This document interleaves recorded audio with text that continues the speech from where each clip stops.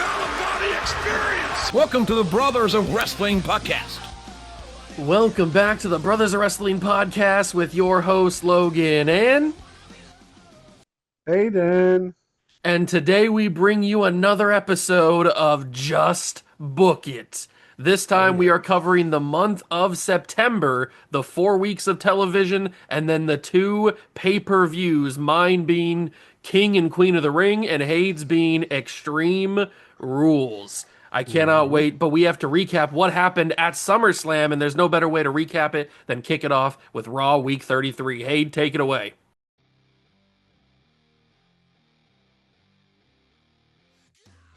Okay, so Raw Week 33 is here. Going back to look at the highlights from SummerSlam. On the Raw side of things, we had LA Knight defeat Logan Paul for the Intercontinental Championship.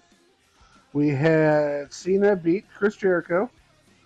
We had the Demon, Finn Balor, bury Aleister Black alive. We had Orton defeat AJ Styles. Then we had in the SummerSlam Series tournament finale, we had Drew McIntyre defeat Bronson Reed. Then we had with special ref Charlotte, Naomi picked up the win over Jade in for the Women's Championship, so she retained. And then we have finished it off at the main event, the WWE Championship. Seth Rollins versus Brock Lesnar. Crazy match, and it ends with the Money in the Bank cash-in from Finn Balor, who ends up pinning Rollins. Pretty huge. To steal the WWE Championship. So, that is where we left off on SummerSlam. That is going to lead with the SummerSlam Series being over. We now know that the next matchup is going to be McIntyre versus Finn Balor. So we're going to kick it off with Raw Week 33. And this Raw is a very special episode because it is old school Raw. Ooh. So we start things off with Charlotte Flair coming out to explain her actions from SummerSlam.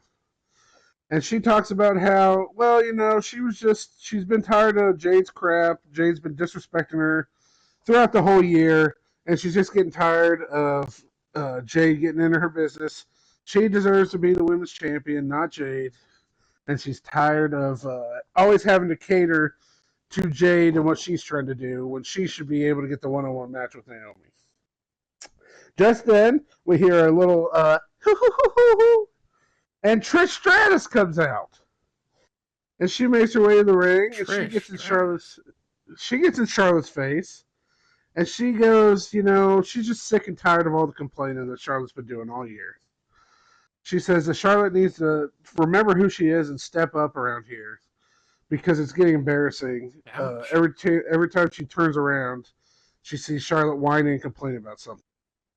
Charlotte kind of steps to her and says, you know, if you want to do something about it, you know, take a shot. Whoa. Just then, Jade comes out.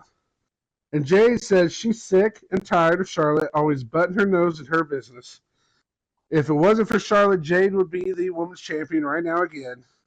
And so she says that this whole thing between Charlotte and her has to end, and it has to end soon. Oof. Then we move on to the first match of Old School Raw, and it is the new Intercontinental Champion, L.A. Knight, taking on The Miz. And L.A. Knight starts off hot. Miz kind of can't really get much momentum until Omos grabs LA Knight's leg. Miz starts taking advantage as the heel.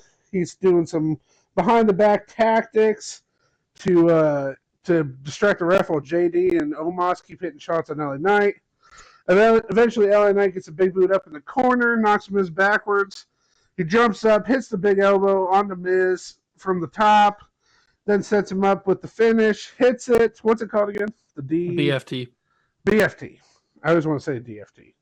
BFT, hits the BFT on Miz, goes for the pin, gets the 1, 2, 3. All of a sudden, from behind, he's holding up the title. Logan Paul hits him in the back of the head with brass knucks, knocks LA Knight out, lay down the ring. Logan Paul's laughing at him that he's going to take out he says that he's going to take out LA Knight next week and finish him off once and for all. Then, next match of the night, we have Culture Shock of Lash Legend and Nia Jax with Tamina taking on the team of Bayley and Lyra. And so we start out, and pretty much Lyra gets destroyed by Lash and Nia. The classic heel dominating the face. Tag team strategy here. Eventually, Lyra hits the hot tag on Bayley. She hits some big moves all around. Knocks Nia out of the ring. She's going for the Bayley on Lash, but Lash headbutts her. Breaks it off. She's going for the Lash extension, but Bayley rolls her up. Pins her. 1, 2, 3. Catches Lash. And Bayley picks up the win over Culture Shock. Whoa. So that's a big time upset for That is a Bayley big and upset. Lyra over the Culture Shock. So Maybe put them in tag contention? yeah, maybe. I mean, there's no tag titles, but Yeah. it could be leading to something with Some big tag rivalry. the U.S. title or the Intercontinental or the women's title. That's Culture Shock has all the gold right now. So then we go on and we have a huge promo coming out. Ooh. We get the big bass chord. Boom. Evolution. Oh. Makes their way to the ring. Oh, man. They're back, baby. Triple H. Batista. Ric Flair's dancing his way down Yeah, the he's ring. slapping his shoulders, doing his Slapping his shoulders. Batista's showing off, Batista's the muscles. They get in the ring. Triple H talks about how on Old School Raw, we want to celebrate all the people that made Raw what it is. He says that he wants to show that Evolution was the greatest faction of all time. They had the Animal Batista. They had the Nature Boy Ric Flair. They had the Game Triple H. And they also had one other member. Uh-oh. And then out comes Orton. Oh, no. And he comes out to the stage, and he just looks at him in total disgust. He goes, all you old guys latching on to my coattails, coming out here, pretending like I wasn't the face of Evolution, that I didn't carry Evolution throughout the entire run of it, and that I have no way I'm going to distinguish myself with you guys anymore. You guys are the past. I'm still the present. I'm still the future. And I'm here to still win the WWE Championship. Man. So Triple H looks at him. He kind of gives him that classic Triple H like smirk. And he goes, well, if you want to prove yourself so much, Orton, tonight, just because I'm not the GM around here, I still have a little bit of power. And so tonight, in the main event of and the main event next week on Raw, it is going to be Randy Orton going one-on-one with his old foe, John Cena. Whoa. And Orton's like ticked off. He can't believe it. He's like so mad. He's like, you can't do that. And Triple H is, I just got 2 words for you.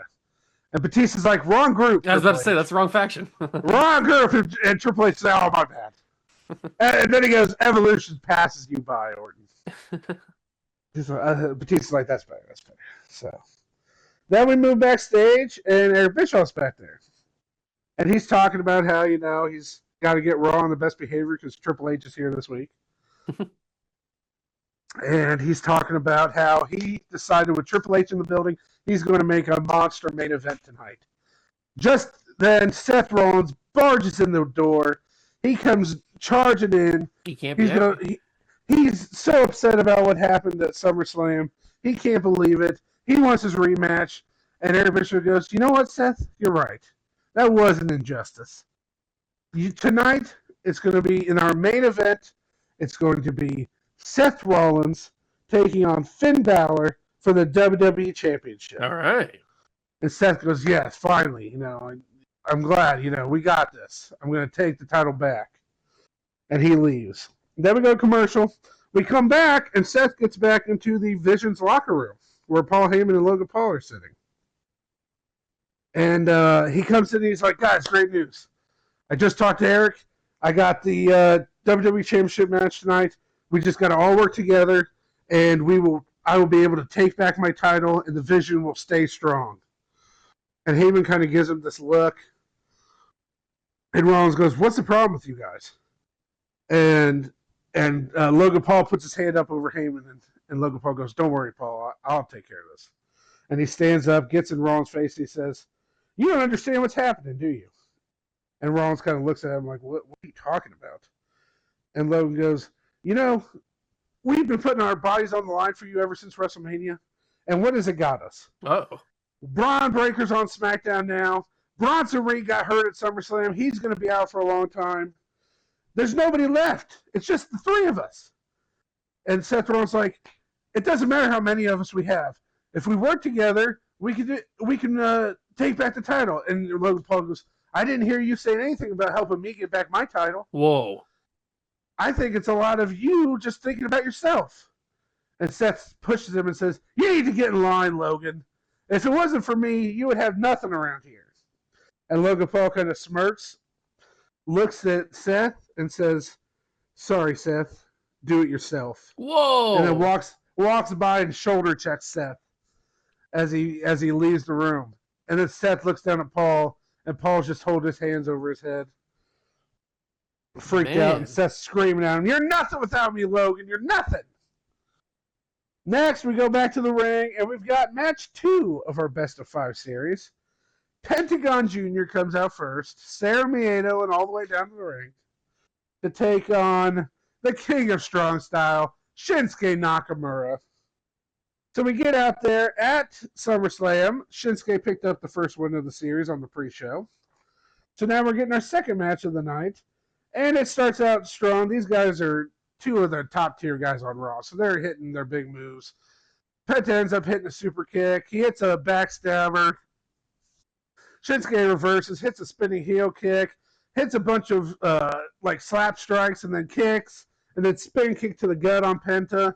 He runs off the ropes, but Penta hits him with a huge, I forget what he has a certain name for the move, but the code breaker he hits. Yeah, I don't hits remember. Hits it on Shinsuke. Shinsuke goes back into the corner. Pentagon rushes into the corner, but he dodges it. Penta jumps onto the middle rope. Shinsuke sees that, kicks his legs out from under him.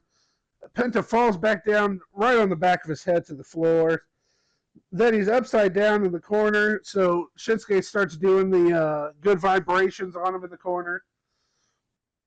Shinsuke starts setting up for the Kinshasa on Penta as he's getting up. But Penta dodges it, hits another super kick right into the Mexican Destroyer. Hits it, 1, 2, 3. Pentagon picks up the win, evening the series at 1 against Shinsuke Nakamura. Next, we get Naomi coming out to the ring. And she says that after what happened at SummerSlam, where she finally got rid of Jade Cargill, and she's put down Charlotte Flair more times than she can count, that it's finally time for her to say that she has no more challengers on Raw, and that she is the top women's champion that there'll ever be on Raw. So then out comes Natty. And Natty says, you still haven't had a chance. You haven't fought me at all. Whoa. You've been dodging me, and you know that if we got in the ring one-on-one, that I would beat you. And then Jordan Grace comes out. And she says that she's the strongest, most impactful woman on the entire Raw roster, and that neither Natty nor Naomi could take her out. And then we get Bianca Belair's music. And she's skipping and jumping to the ring. And she says that she's been looked down on too long around this Raw roster. And it's time for her to take her stand and take the title that she's wanted the whole year. And finally, Bayley comes out. And Bayley says that if anyone deserves a shot at Naomi, it's her after she pinned Lash Legend tonight in the tag team match. And she says that she's going to take that title from Naomi, and there's not anyone that's going to stop her. Just then, Lash Legend lays her out from behind on the stage. The other women inside the ring, Naomi attacks Natty. Nia Jax and Tamina come out, and they start attacking Jordan Grace and Bianca Belair, and the Culture Shock lays out all the women that came out for that segment. So, next up, we're getting a Intercontinental #1 contender match. Speaking of Culture Shock's Trick Williams makes his way to his ring with the Lemon Pepper Steppers to take on the Alpha Academy's Chad Gable. All right. And they go at it. Chad Gable's hitting suplex after suplex. Trick's trying to stop him. He's hitting a spinning heel kick. He's hitting a huge jumping knee strike. He throws him with his own suplex, double underhook suplex. He gets up top. He goes for a crossbody, but Gable catches him and rolls through, picks him up, throws him down, hits a belly-to-belly into the corner. So Trick's down. Trick's kind of wobbling as he stands up on his feet. So Gable grabs him from behind, rolls him in the corner, rolls him through for the Chaos Theory, but Trick put his leg back behind and rolls back forward, rolling up Gable. 1, 2, 3. He grabs the singlet. Oh. Trick gets the cheap win. The ref didn't see it. Trick rolls out of the ring as quick as he can. Gable can't believe it. Trick survived and is the new #1 contender for the Intercontinental Championship. Now we got the champ, John Cena, making his way out to the ring. He says that at SummerSlam, he defeated the Painmaker. He put down Chris Jericho. He took out Eric Bischoff, and that it's his time to take over Raw again, and he thinks he can have one more run at that WWE Championship. Just then, Eric Bischoff comes out. And Bischoff is seething after what happened at SummerSlam. He can't believe that Cena had the audacity to put his hands on him. He's yelling at Cena, telling Cena that he's lucky they didn't just fire him right here on the spot. And as he makes his way down the ring, he gets in the ring, he looks at Cena and says, "If you touch me again, John, then you're gone from Raw. Whoa. And this little retirement tour that you've been on, it's over. And it's going to be over before you even thought it was going to be over." Cena kind of looks at him, stares at him, and he says, "You know what, Eric, you're right. I don't need to attack you anymore because you've already lost all your power around here. You've got nothing going for you anymore. All the guys that you've been handpicking throughout the year to take over this brand, they're losing. Jericho's gone. Seth lost his title. The Vision's imploding. You got nothing left." He said, "And after next week, when I take out your boy, the Viper, Randy Orton, there's going to be no one else to watch your back." Just then we hear a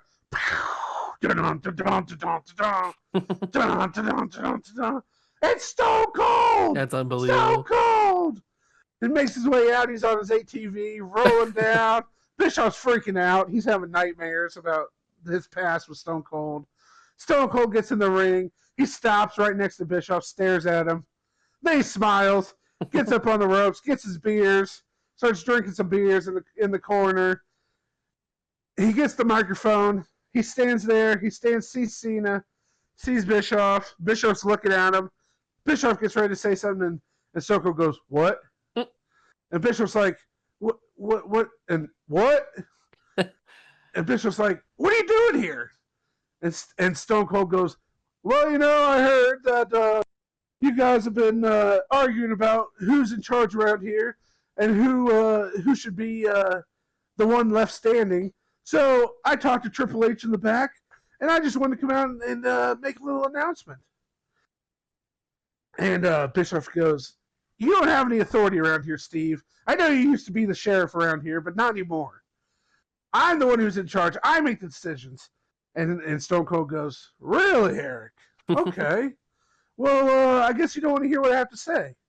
And Eric goes, "Well, I do want to hear what you have to say, but it doesn't matter what you say." And Stone Cold goes, "I think that's gimmicky, Frederick. Eric, you can't do that. You can't say that." And Eric's like, "Yeah, whatever. Just tell me. Just tell me."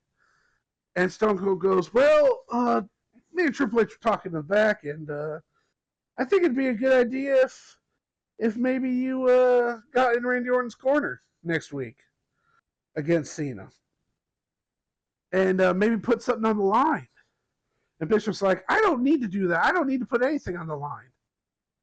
And Stone Cold says, "Well, John, do you want to put something on the line?" he's threatening to fire you if you touch him. And Cena goes, you know what? You're right, Stone Cold. I will put something on the line. If Eric, if you put your job on the line, I'll put my job on the line. Man. If Orton beats me, I'll leave Raw forever. But if I beat Randy Orton, then you're gone, Eric. And Eric goes, why would I agree to that? And Stone Cold's like, oh, hold on, Eric. You don't think you can get rid of Cena? I thought all you wanted to do was get rid of Cena. And Eric's like, well, I do, but I don't want to get fired. Stone Cold's like, do you really think Randy Orton is going to lose to someone like John Cena? And Eric goes, well, yeah, you're right. Randy Orton will beat Cena. You know what? You're on. And Cena starts celebrating. And Stone Cold's like, good job, Eric. I knew it. You had it in you, and slaps him on the back. And Eric kind of falls over a little bit. And Stone Cold goes, oh, one more thing, Eric. You said that if Cena touched you, that he would get fired. But you didn't say anything about your old boy Stone Cold. Stunner! Eric's down. Him and Cena share a beer, drop it all on Eric as they leave. Eric's laid out in the ring. And we move to our main event. That's funny. The WWE Championship is on the line. The champion, Finn Balor, versus the Vision, Seth Rollins, with Paul Heyman. So they come out. We get the big fight feel for the main event. Two of the better guys in the business are about to go out of here. They square up, and Seth starts attacking Finn out of nowhere. Right when the bell starts, he starts laying into him. Finn finally catches back up when he bounces up the ropes, hits the sling blade. He goes back up for the coup de grace out of nowhere, hits the coup de grace, but before he gets the pin, Seth rolled out of the ring. And he's hurting. His ribs are hurting. He barely survived that. He can't believe he was that close to getting pinned already. Paul Heyman's coming over. Like, what's going on, Seth? And Seth freaking out. He's like, shut up, Paul. I'm trying to figure this out. And he gets back in the ring, and he gets caught by Finn again with an enziguri. Then he gets hit with the brain buster. Finn goes back up for another coup de grace, but Seth rolls out of the ring this time. He survives again. But this time, Finn didn't jump off yet. Hits a crossbody on Seth on the outside, laying him out. He starts beating him down on the outside.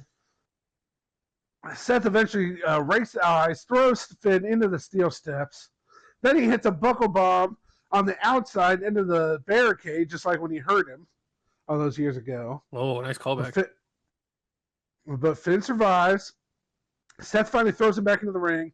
He gets in the ring. He starts hitting a super kick to the gut, super kick to the face. He's trying to set up for the stomp this time.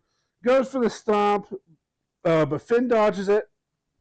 Finn goes up again, hits him with another enziguri. He goes and hits the Shining Wizard off the rope. Seth's down. Finn goes back up to hit another coup de grace, but Seth got back up in time, jumps onto the middle rope. They're going up. He hits the superplex off the top, but when he rolled through, Finn caught him and tried to pin him, broke it up at 2. So now they're back up. Seth goes for a clothesline. Finn dodges it, hits another sling blade on him. Finn tries to pick him up for another brainbuster, but this time Seth catches him and bull rushes him into the corner, but the ref was in that corner and gets knocked out with an elbow from Finn. So the ref's down. So then Seth calls for Heyman to throw a chair in the ring. Heyman throws a chair in the ring, but before Seth can use it, he turns around and gets hit with a huge drop kick right to the face with the chair. So now Seth's down. Finn Balor picks him back up, hits another brainbuster on him. He goes back up for the coup de grace, hits the coup de grace, goes for the pin. 1, 2, 3, 4, 5, but the ref's still not up. The ref's still down. And the ref's kind of making his way, but Finn's trying to get him back up. And Seth hits him with a low blow from behind. And then he hits him with a pedigree. And then he gets in the corner, and he's freaking out. He's pulling his hair out. He's pulling a classic Edge. Like he's losing his mind. He wants this title so bad. Finn's starting to make his way up to his knees. He's going for the stomp. He's setting it up. He's seething from the mouth, looking for this stomp. He starts running for the stop. All of a sudden, Claymore out of nowhere. What? Hits a huge Claymore on Seth. Seth's out cold. Drew McIntyre rolls out of the ring. He makes eye contact with Paul Heyman and smiles, and then runs out of the arena. Finn Balor crawls over, falls on top of Seth. The ref finally gets up. 1, 2, 3. Finn Balor survives and is still your WWE champion. And he holds the belt up with the ref holding his arm up in the ring. And Seth throws out to the outside.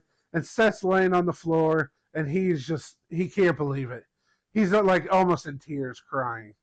He can't believe that he lost again. He's so mad that he got somebody came out and cost him another match. So we end Raw, old school Raw, with Finn Balor holding the WWE Championship over his head for the win. And now we go on to SmackDown Week 33. Man, that was pretty crazy. That was It was an epic Raw. That's one of my better Raws. Okay, SmackDown Week 33. So the big thing that happened at SummerSlam for the SmackDown brand was we crowned a new champion. Carmelo Hayes was bested by the club's Cody Rhodes. And now Cody opens the show, coming down to the ring, the new heavyweight champion. He's ready for his championship celebration. He grabs a mic, he starts talking about how great he is, how smart he is, because his whole plan worked perfectly, and how everything went according to how he wanted it to. Nice. And now he's in control, and nobody can stop him. And he keeps going on, and then suddenly Carmelo Hayes' music plays. And the former champ comes down, he's not happy. He starts yelling at Cody down the ramp. He's yelling at it as he gets in the ring. He thought they were on the same side. He thought they were cool. He thought that they were friends. But then Cody played him. And he wants his rematch tonight. And Cody laughs in his face. He says, "Sorry, champ, but my answer is no." I mean, Cody has no reason to give him a rematch. So Melo tells Cody that if he won't give him a rematch right now, then he'll have to earn it. And Melo says he will face every single member of the club one by one tonight. And if he beats them all, Cody has to give him the match. And Cody looks intrigued. His eyebrow raises. And he says, "Sure, Melo. If you can beat every club member in one night, I'll give you the match." Wow. As he walks out of the ring. So backstage in William Regal's office, we've got Regal addressing the WWE Universe. And he's talking about how King and Queen of the Ring are coming up. And the tournament will be held right here on SmackDown, with the finals taking place at the King and Queen of the Ring pay-per-view. And he tells the world that the matches will begin tonight. And as he's talking about it, but ready to explain who's going to be participating in the match, Austin Theory comes in. And Austin Theory starts complaining. He says that he wants to be in the tournament. He's disrespected. He wants to be in the tournament, and he demands to be in the tournament. And Regal agrees. He says, sure, Theory, you can be in the match. And then he says, "Oh, look, there's your opponent." And the camera kind of pans back, and in walks CM Punk. And the crowd goes crazy. They're chanting CM Punk's name. Regal says Punk came to him, and he said he's fresh and ready to go. And so Regal says he put him in the tournament. And then he tells Theory, "Good luck." So then the camera just pans on Theory's face as Punk's just smiling at him. Punk hasn't said anything, he's just smiling at him like he does. His Punk grin that he does. But instead of that match being the first match, we've got our first official King of the Ring qualifier. It is Sami Zayn versus El Grande Americano. Sammy comes out, and he starts out strong against Grande. But Grande quickly gets the upper hand by working the left knee of Zayn. He wrenches on that knee for the majority of the match, taking away all of Zayn's mobility. And then Grande goes to load the mask with the metal plate, but Sammy catches him in the corner with a haluva kick. And Grande goes down, he collapses to the ground. Sammy falls on top of him, 1, 2, but Grande just kicks out. Sammy turns his back to go look at the referee, can't believe that it was just a 2, and then Grande gets up, puts the plate in his mask, and then bashes his head into the knee, the bad knee of Sami Zayn, and rolls him up 1, 2, 3. El Grande Americano will advance. Nice. Backstage, we got Roman Reigns and the Usos. And they're talking about how Roman won at SummerSlam, and Roman's smiling, and he's happy. He tells him how happy he is that he beat Breakker, but he knows that it's not the end. Not the end by any means. And it won't be the end until he beats Cody and takes what's his. And then Jay says, yeet. Our second match of the night is a Queen of the Ring first round match. It is Tiffany Stratton versus Raquel Rodriguez. And Stratton and Raquel, they got a little test of strength going on. And Raquel easily overpowers Tiffany to start. Tiffany gets back up. And she goes for another one. But she gets a little tricky. And she takes Raquel, swings around her, and hits her with a snap suplex on her. And Tiffany, now they're going. Now Tiffany and Raquel are trading offense back and forth for a while. Until Raquel sets Tiffany up for the Tejana Bomb, but from out of nowhere, Blake Monroe shows up. Whoa. And Blake grabs Raquel's leg, distracting her, grabbing the ankle, and Tiffany connects with a super kick, knocking her into place, and then goes up to hit the prettiest moonsault ever. 1, 2, 3. Tiffany Stratton will advance. Backstage, we've got Jackie Redmond trying to get an interview with Tommaso Ciampa. She finally catches up to him. She's been running down the hallway trying to catch up to him. She finally gets to him, and she asks him his thoughts about about betraying Johnny Gargano and then beating him the way that he did at SummerSlam. And Ciampa looks back at her, says nothing, and walks away. Now this guy, this dastardly heel. Piece of crap. Now we've got our next King of the Ring first round matchup, Austin Theory versus CM Punk. And Theory goes right after Punk. He starts beating him down. He's getting in some really, really good shots, but Punk just keeps getting back up. He's fueled by the crowd. The crowd won't let him quit. Theory goes for the A-Town down, but Punk reverses it, slips into a GTS, hits it, then hits another, then hits a third for good measure. And after 3, it was going to take 2, but he hit the third because he's CM Punk and he just wanted to. Oh, of course he did. After 3 GTSs, CM Punk pins Theory. 1, 2, 3. Punk will move on. Nice. Backstage, we've got Rhea, and she's talking to Ray and Dom, when suddenly, as they're talking, Liv Morgan jumps Rhea from behind, chaotically throwing punches on a downed Rhea. She's swinging for the fences, just scream. She's not even hitting Rhea, really. She's just swinging at her. She don't care. And Ray and Dom are trying to pull her off. They're trying to get Liv off, and finally, they get her off. Dom pulls her off, and they pull her away. And as she's leaving, she screams at Rhea. She says, "This isn't over. It's only just starting." Goodness. And after that chaos, we go back to the ring for another Queen of the Ring qualifier, or Queen of the Ring first round matchup. We've got Stephanie Vaquer versus Michin. And I don't want to be disrespectful to Michin. No offense to her. But Stephanie Vaquer, she makes quick work of her. She gets a devil's kiss in, and she gets the corkscrew moonsault, and she beats her 1, 2, 3 to advance. Next, we've got William Regal backstage, and he finds Carmelo Hayes in Gorilla. And he comes up to him and he asks him if he's really sure that he wants to go through with this. He's, are you sure, Mello? You want to do this? And Mello tells him he's ready. He's never been more ready. And Regal says, okay, there's nothing I can do. And then Mello heads to the ring. Now we've got Carmelo Hayes versus all of the club. Mm-hmm. And Mello starts off against Tonga Loa. Tonga gets some good offense in, but Mello, he dispatches him pretty quickly, hits a little first 48 on Tonga, takes him out. Nice. Next up is Tala Tonga. And the size matchup, or the size mismatch, is really big for Tala, as he just starts to beat up Mello, taking him out, really expending a lot of energy on Carmelo. But Mello is able to outspeed him. He rolls him up with a foot, puts a little foot on the rope, and pins Tala. Nice. Next is Carl Anderson. Anderson comes down, and he gives Mello a pretty good fight, even hitting a little stunner on Mello. But Mello keeps fighting, he keeps going, and he's able to put away Carl Anderson. Then we've got the good brother, Luke Gallows.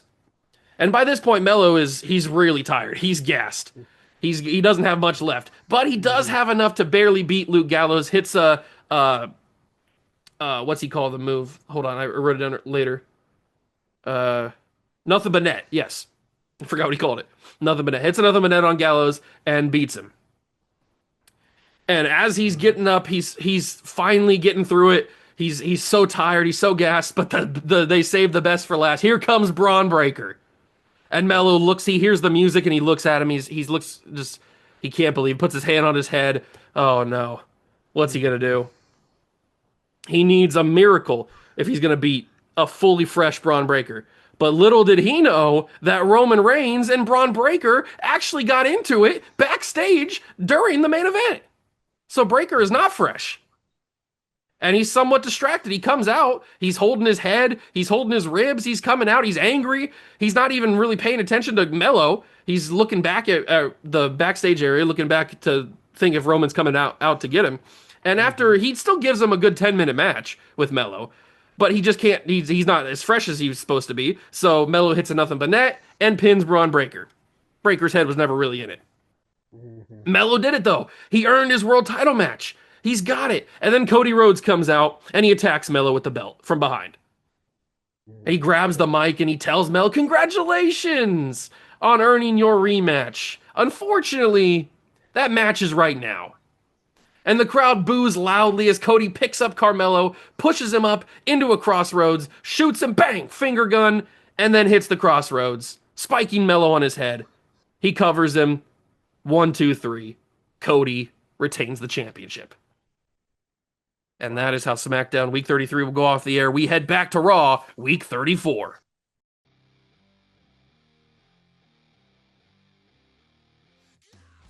That's pretty crazy. All right. So we got Raw Week 34 coming up here. So we start out with Cena in the ring coming out. He says tonight is a huge night.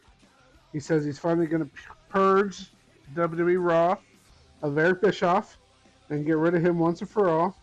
Eric Bischoff comes out, and they come face to face in the ring. And Bischoff reminds Cena that if he touches him, he's fired before the match even begins tonight. So Cena says that's fine. He only wants one thing from Bischoff, and he wants Bischoff to make the stip for tonight. Ooh. For the match. And Bischoff says, yeah, I was thinking about that, and I think we're going to do a no disqualification match. Nice, simple. That way you can't get out of this, Cena. And Cena just kind of laughs and says, "That's all I wanted to know, Eric. See you tonight." And leaves the ring, and Eric was fuming and ticked off and sick and tired of John Cena. So we go back to the ring later for the first match of the night, and it's the Intercontinental Championship match. It is LA Knight, defending against Logan Paul. And Logan Paul is getting his rematch from SummerSlam after he took out LA Knight last week. And they go back and forth. They've had, I think this is the third match between them. They had a match at WrestleMania. They had a match at SummerSlam. So now we're getting a match here. Eventually Logan Paul is up on the top rope. LA Knight gets up there to take him out, but gets pushed off. Logan Paul goes for the frog splash and misses. LA Knight hits the big elbow, the double springboard elbow he does off the top. He's looking to set up the BFT. Logan Paul reverses, rolls him up. LA Knight kicks out. Eventually Logan Paul distracts the ref. He gets the brass knucks out. He goes to hit LA Knight with the brass knucks, but LA Knight sees it coming, dodges it, hits the BFT on Logan Paul, pins him 1, 2, 3. Nice. And LA Knight survives And defeats Logan Paul. if Paul and just as he's had, celebrating, for what? I was gonna say if Paul just had the vision, he might have won that. Well, yeah, he's done with that vision. So he gets pinned. He rolls out of the ring. LA Knight's celebrating. All of a sudden, from behind, trick shot from Trick. No. LA Knight can't catch a break. He gets taken out again, but this time Trick's wearing his classic like white jeans he's wearing with the lemon pepper steppers, and he undoes his belt. Ooh. Pulls spicy. his belt out and starts belting LA Knight. Oh man, in the middle of the ring. Took it up a notch. Over and over again. And he's yelling at LA Knight saying that it's his title and that he's going to take the title from LA Knight, not Logan Paul. not LA Knight. It's Trick Williams time. And he sees Logan Paul kind of getting up on the apron. And he runs over and hits a trick shot on Logan Paul that sends Logan Paul out onto the announcer table. And Trick gets back up and he looks at the crowd and the crowd's booing him. And Logan Paul's laid out. LA Knight's laid out. And Trick picks up the Intercontinental title and lifts it up over his head as we go to commercial. We come back for our next match of the night, and it's Lash Legend, the U.S. champ, with Culture Shock, taking on Bayley after what happened last week. And they kind of brawl to start off the match. Bayley's not happy about getting laid out afterwards. They go back and forth, but Bayley eventually tries to hit the Bayley belly suplex, hits it on Lash, but Lash is able to kick out. She goes for it again, but this time she gets him up on the second rope, trying to go for it, but Lash pushes her off. She hits a drop kick off that middle rope onto Bayley, knocks her down. She goes for the Lash extension, but Bayley reverses it, goes for another Bayley to belly, but Nia Jax gets up on the ring, so Bayley goes to attack her. Lyra comes out. She was out there with Bayley, so she gets in the ring, and she does a suicide dive on Nia and Tamina, taking them both out. But Bayley was watching this whole time, turns around, gets hit with a huge kick by Lash to the face. Lash pins her. 1, 2, 3. Lash Legend picks up the win over Bayley. Then we go to the back, and Eric Bischoff's back there, and he's fuming in his office. And he's so ticked off about what happened out there, and he just can't wait for John Cena to be gone from Raw. And in comes Paul Heyman. Uh-oh. And Heyman kind of comes in, and he's just kind of smiling at Eric. And Eric goes, "What do you want, Paul?" Eric's like, "You already let me down once with this vision. They were supposed to take over Raw and get rid of John Cena for good." And Heyman goes, "Yeah, we came into a few snags in that plan, but everything happens for a reason. And I got a little bit of inside knowledge that I know who your replacement could be if something happens to you tonight." And Eric looks at him, and Paul's just kind of smiling. And Eric goes, "What are you trying to say, Paul?" And Paul goes, "Nothing, Eric. Just good luck tonight." And he leaves, and Eric's freaking out, and he can't believe it. Then we go to the ring. We've got flowers set up. Got a casket in the ring. We've got an urn in the ring. We got everything set up. And we have the funeral for Aleister Black. and Karrion Kross and Andrade make their way out, and they're both in like these robes, walking out there. First, Karrion Kross talks, and he talks about how amazing a leader Aleister Black was, and that it's a shame that he got buried alive, and it's unjust that nobody did anything to help him after he was buried alive. And Andrade does his whole speech in Spanish, so people are booing him like crazy. And then they end up both taking a black rose and laying it on top of the casket. Just then, out comes the Alpha Academy. Oh, no. Chad Gable, Otis, Tozawa. They come out, and Chad Gable says, "You know what? Aleister Black wow, I can't say that back to back. Aleister Black brought this upon himself. He was the one that caused all these problems. He's the one that brought out the demon in Finn Balor. True. And this is what happens." Chad Gable says, "We want to talk about more important things. We want to talk about those World Tag Team titles that you've been holding on to and that you've been avoiding defending. We want to take those titles. We are the better team." Karrion Kross says, "This is a night for mourning. We aren't going to engage in any kind of fisticuffs against you guys."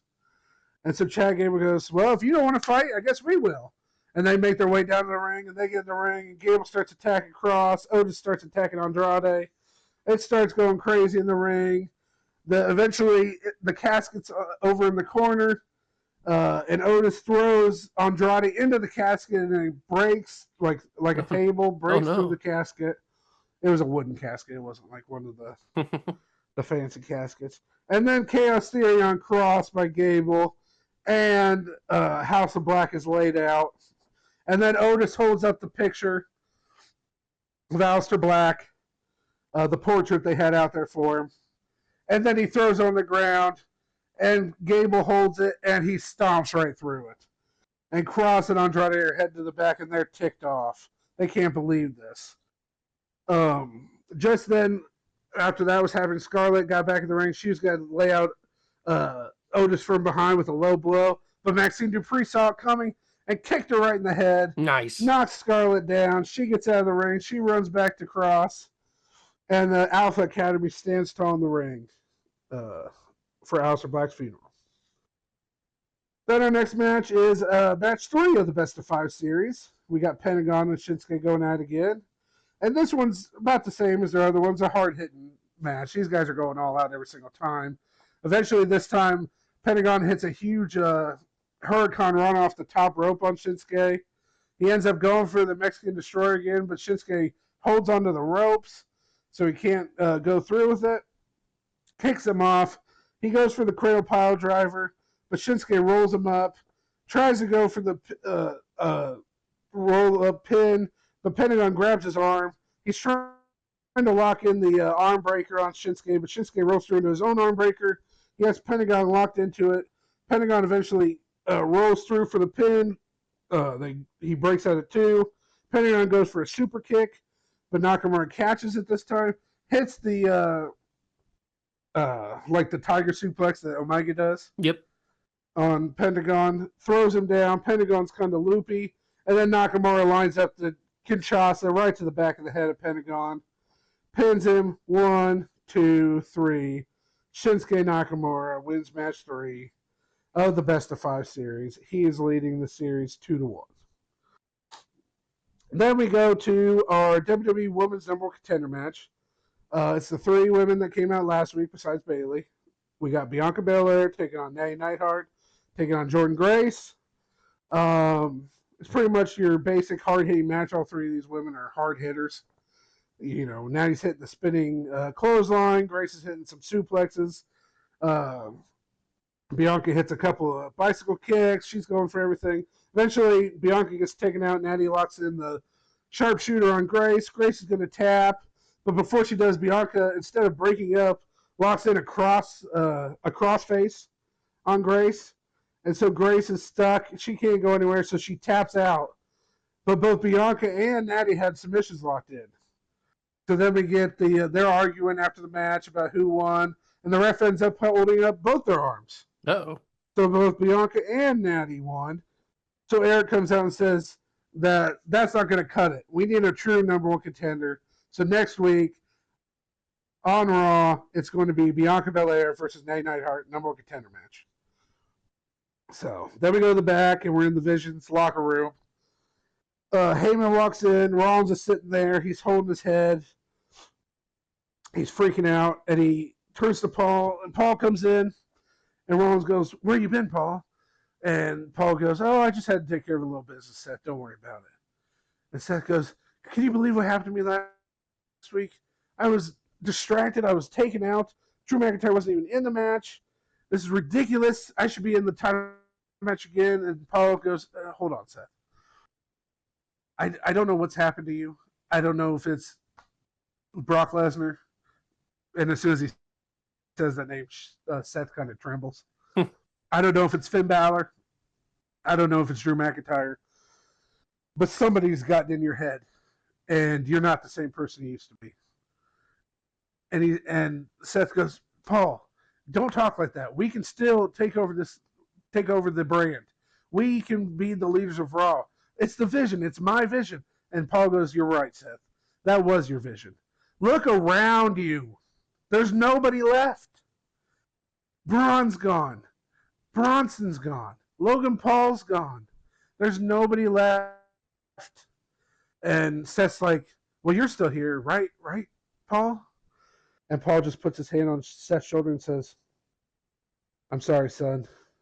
The vision's over." And Paul walks out, and Seth, he's just in shock. He sits back down. He puts his hands in his hair. He's just like, he starts like freaking out. He starts like pulling at his hair. He can't believe it. So then we go to the ring, and out comes Drew McIntyre, the number 1 contender for the WWE Championship. And we have the WWE Champion Finn Balor on commentary for this match. And so Drew comes in, and his opponent is already in the ring. It is Apollo Crews, who we haven't seen and didn't know was alive for the last 6 months.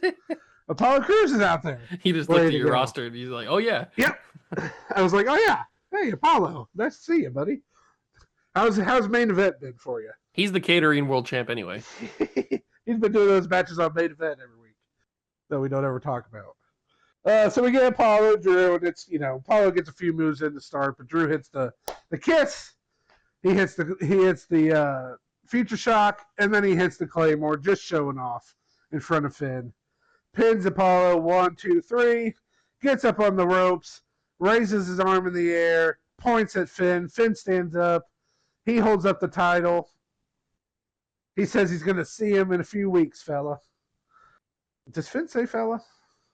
I don't know. I feel like Sheamus is way too much into fella. But well, yeah, Sheamus does say that a lot, but I don't think Finn does. So we get Drew and Finn stare down after the match. And now it's time for our main event. Loser leaves WWE. Here we go. No disqualification match. Randy Orton comes out first, and Eric Bischoff's with him. Randy says, don't worry, Eric, I got you. I got you, don't worry. And then John Cena comes out, and the fans are freaking out. They're cheering. And we get to the ring, and Randy Orton starts taking out Cena. They're even. They're going to go back and forth the whole match. Cena hits a clothesline. He goes up for the shoulder blocks that he does, but Orton catches him in his power slam. Orton hits the crazy backbreaker move he does. Then he sets him up for the concussion DDT, hits that. He starts setting him up for the RKO, but Cena dodges, hits the 5-knuckle shuffle, setting him up for the FU. Bischoff gets up on the apron. He's screaming at him. He's telling him that he's going to get fired. Cena turns around, but when he turns around, Orton hits the RKO on him. Orton goes for the pin, 1, 2, but Cena just kicks out. And so now we're like, oh crap, what's going to happen? And so Orton goes out to the ring, and Bischoff hands him a chair and says, take care of him. Finish this. And Orton gets back in the ring, and he just starts beating Cena down with the chair. Back and forth in the corner. Cena's trying to fight back with punches, but Orton hits him with the chair again right in the gut. Cena's down again, hits him in the back with the chair. He points at Bischoff and says, give me the stuff. We're ending this. And so Bischoff's looking under the apron, and he pulls out handcuffs. And he slides the handcuffs into Orton. And Orton holds them up, and he's just smiling. And he starts handcuffing John Cena to the ropes. He has Eric Bischoff get him a Singapore cane. Cena can't go anywhere. Cena's doing the classic like he's trying to break him, but he can't. And Orton just starts beating him with the Singapore cane. Just caning him like he's in Singapore. Laying out Cena in the knees, in the back, in the head. Cena's laying. He eventually is just like laid out. The handcuffs are the only thing really holding him up. And Orton looks at him. He grabs his face. He picks him up and he goes, I've ended you once and for all. And so then he walks backwards.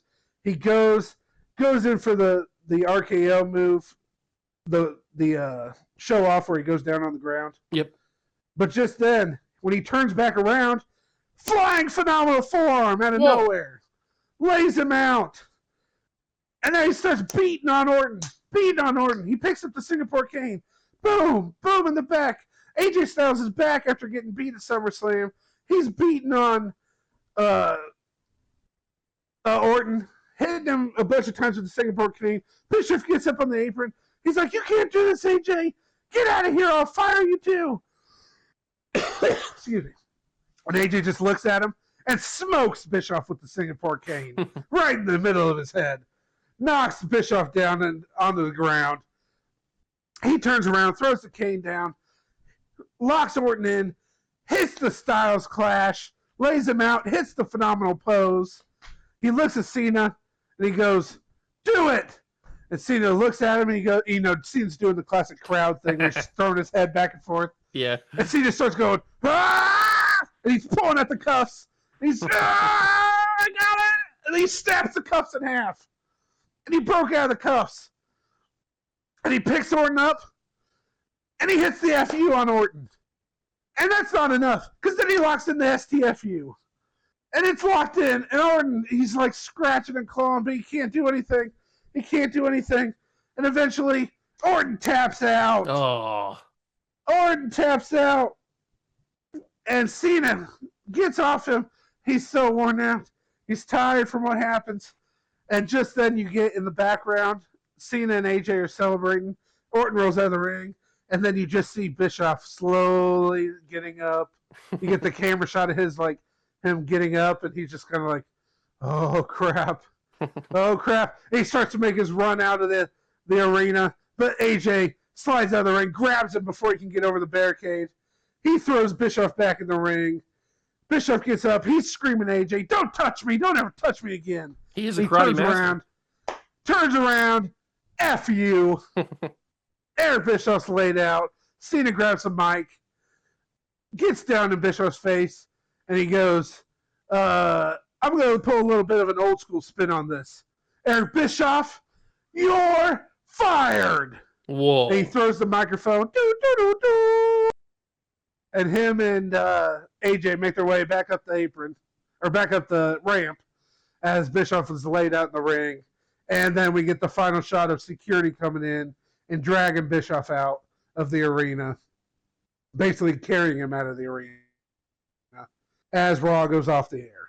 And we move on to SmackDown week 34. Man, we haven't even gotten through a full year yet, and you fired your GM already. Bischoff is gone, son. We're making moves. All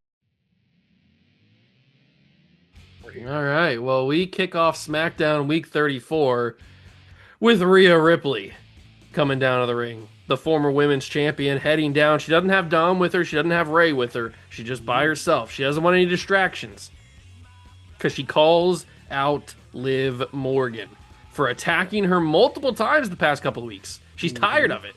And she says it's time for Liv to come face to face. Time for her and Liv to come face to face instead of being the coward that she is. Agreed. And then Liv Morgan's music plays. Trouble, trouble, that's me. Did she change the song mid-year? Why don't you sing us that whole version? I can't do it. I don't remember the words, really. I don't either. A lot of trouble. Yeah, a lot of trouble. I know there's cherry lips in there somewhere. No, okay. Oh, goodness. She walks out onto the stage, and she tells Rhea that she's going to fulfill the promise she made all those months ago after Rhea beat her for the world title. And she's going to take everything from Rhea. And Rhea tells Liv that she's delusional. She's crazy. And then Liv kind of like her head kind of like twitches a little bit. Her eye twitches when Rhea says crazy. She takes offense to being called crazy. She is crazy. She doesn't see it that way. She doesn't think she's crazy. Well, she sees herself as level-headed. Oh, and then Liv tells Rhea that her time is up and my time is now. No, I'm just kidding. Cena's like, get into your infringement. Her time is up, and that Liv is going to collect on her promise. Ooh. So backstage, we've got Jackie Redmond interviewing Johnny Gargano. And he's somewhat healed after the brutal unsanctioned match at SummerSlam. And Jackie asks Johnny if he's fully 100%. Johnny kind of looks at her and he tells her he's not. He's going to be honest. He's not 100%. But he's going to go out there and he's going to give it everything he's got to advance in the King of the Ring tournament. And he leaves and he heads to the ring for his first round matchup against Gunther. Oh, come on, Johnny. And this is a classic David versus Goliath matchup. Mm-hmm. Even though NXT. Yeah. Even though he's still not 100%, Gargano gives it everything he's got, gives it his all, tapping into the Johnny wrestling of old. And he puts on an instant classic with Gunther. Gunther hits power bombs on Johnny, but Johnny gets up. Gunther hits clotheslines on Johnny, but Johnny gets up. Gunther even locks in a sleeper, but Johnny still gets up.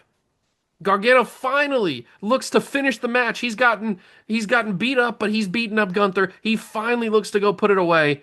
But when he goes to put a super kick on Gunther, Gunther moves, and Gargano hits the referee on accident. Ref goes down. Gunther moves out of the way. He's at the ropes. Gargano can't believe he just took out the ref. And then from out of nowhere, Ciampa hits the ring. And he starts assaulting Gargano. Of course he does. Hits him with a fairy tale ending, puts him away. Ciampa leaves. Gunther watched the whole thing, and he capitalizes on it. He grabs Gargano, picks him up in a powerbomb, and viciously slams him to the ground. The ref slowly crawls and counts the pin. 1, 2, 3, and Gunther advances. Gargano gave it everything he had, but that darn Ciampa. Next, we are backstage in William Regal's office when Jeff Cobb walks in. And he's curious. He wants to know who his next challenger is going to be. So Regal begins to start talking, and then Rey Fenix walks in. And Regal says, just the man I was looking for. Regal tells Cobb that at King and Queen of the Ring, he will defend the title against Rey Fenix. And Cobb turns around and he looks at Phoenix, and they both kind of smile, and Cobb walks out with the U.S. title, and we've got our U.S. Championship match set. Nice. Little Lucha Underground throwback. Mm-hmm.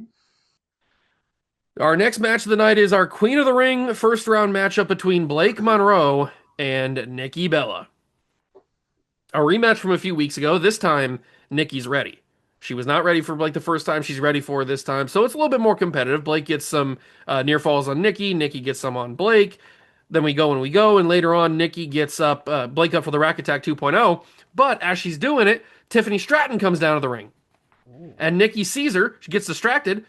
And that allows for Blake to slip out of the off the shoulders, off the Rack Attack. And she turns Nikki around, grabs her into the glamorous DDT, connects with it. 1, 2, 3. Blake Monroe advances. Nice. And then we go backstage, and we've got Cody in the club.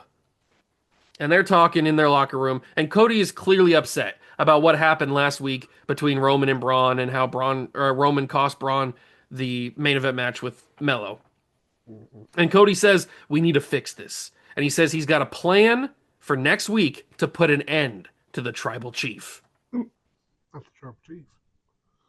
Back in the ring, it's our next final King of the Ring first round matchup. It is Pete Dunne versus Ilya Dragunov. Ooh, a couple bruisers. And Dunne and Dragunov, they tear each other apart with some of the most brutal, stiffest moves you've ever seen. Dunne tries to break Dragunov's fingers with some joint manipulation. He goes for a bitter end, but he gets reversed into a Constantine special, then a vicious H-bomb that almost concusses Pete Dunne. And it's a 1, 2, 3, and Dragunov will move on. Rhea Ripley heads to Regal's office, and she wants to tell Regal that because of all this Liv Morgan drama that's been going on, she never got a rematch with Becky. Mm-hmm. And Regal tells her that she's right, and he wants to do right by her, so he gives her the rematch at King and Queen of the Ring. And Rhea's happy. She smiles and she says, thanks, Regal. And she walks out. So Regal's doing his job as the GM. Good job, Regal. Next up, we got our final Queen of the Ring first round matchup. Julia taking on Roxanne Perez.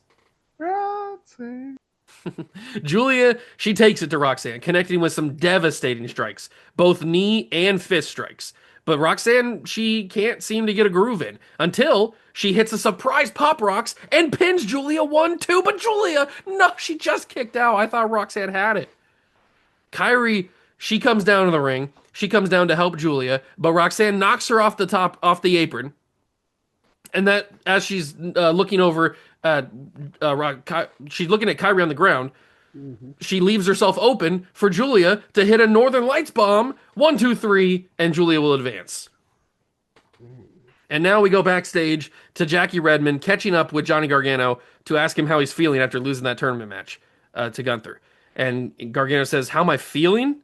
I'll tell you how I'm feeling in the ring. And then Gargano heads down to the ring. He gets in, and he grabs a mic, and he starts yelling for Ciampa. He says, Ciampa, if you want to play like that, that's fine. But this only ends one way, with only one of us left standing in the end. Gargano tells Ciampa at King and Queen of the Ring, it's going to be last man standing. Oh. And he does that like right into the camera as we fade to black. Nice. And we kick off Raw, week 35.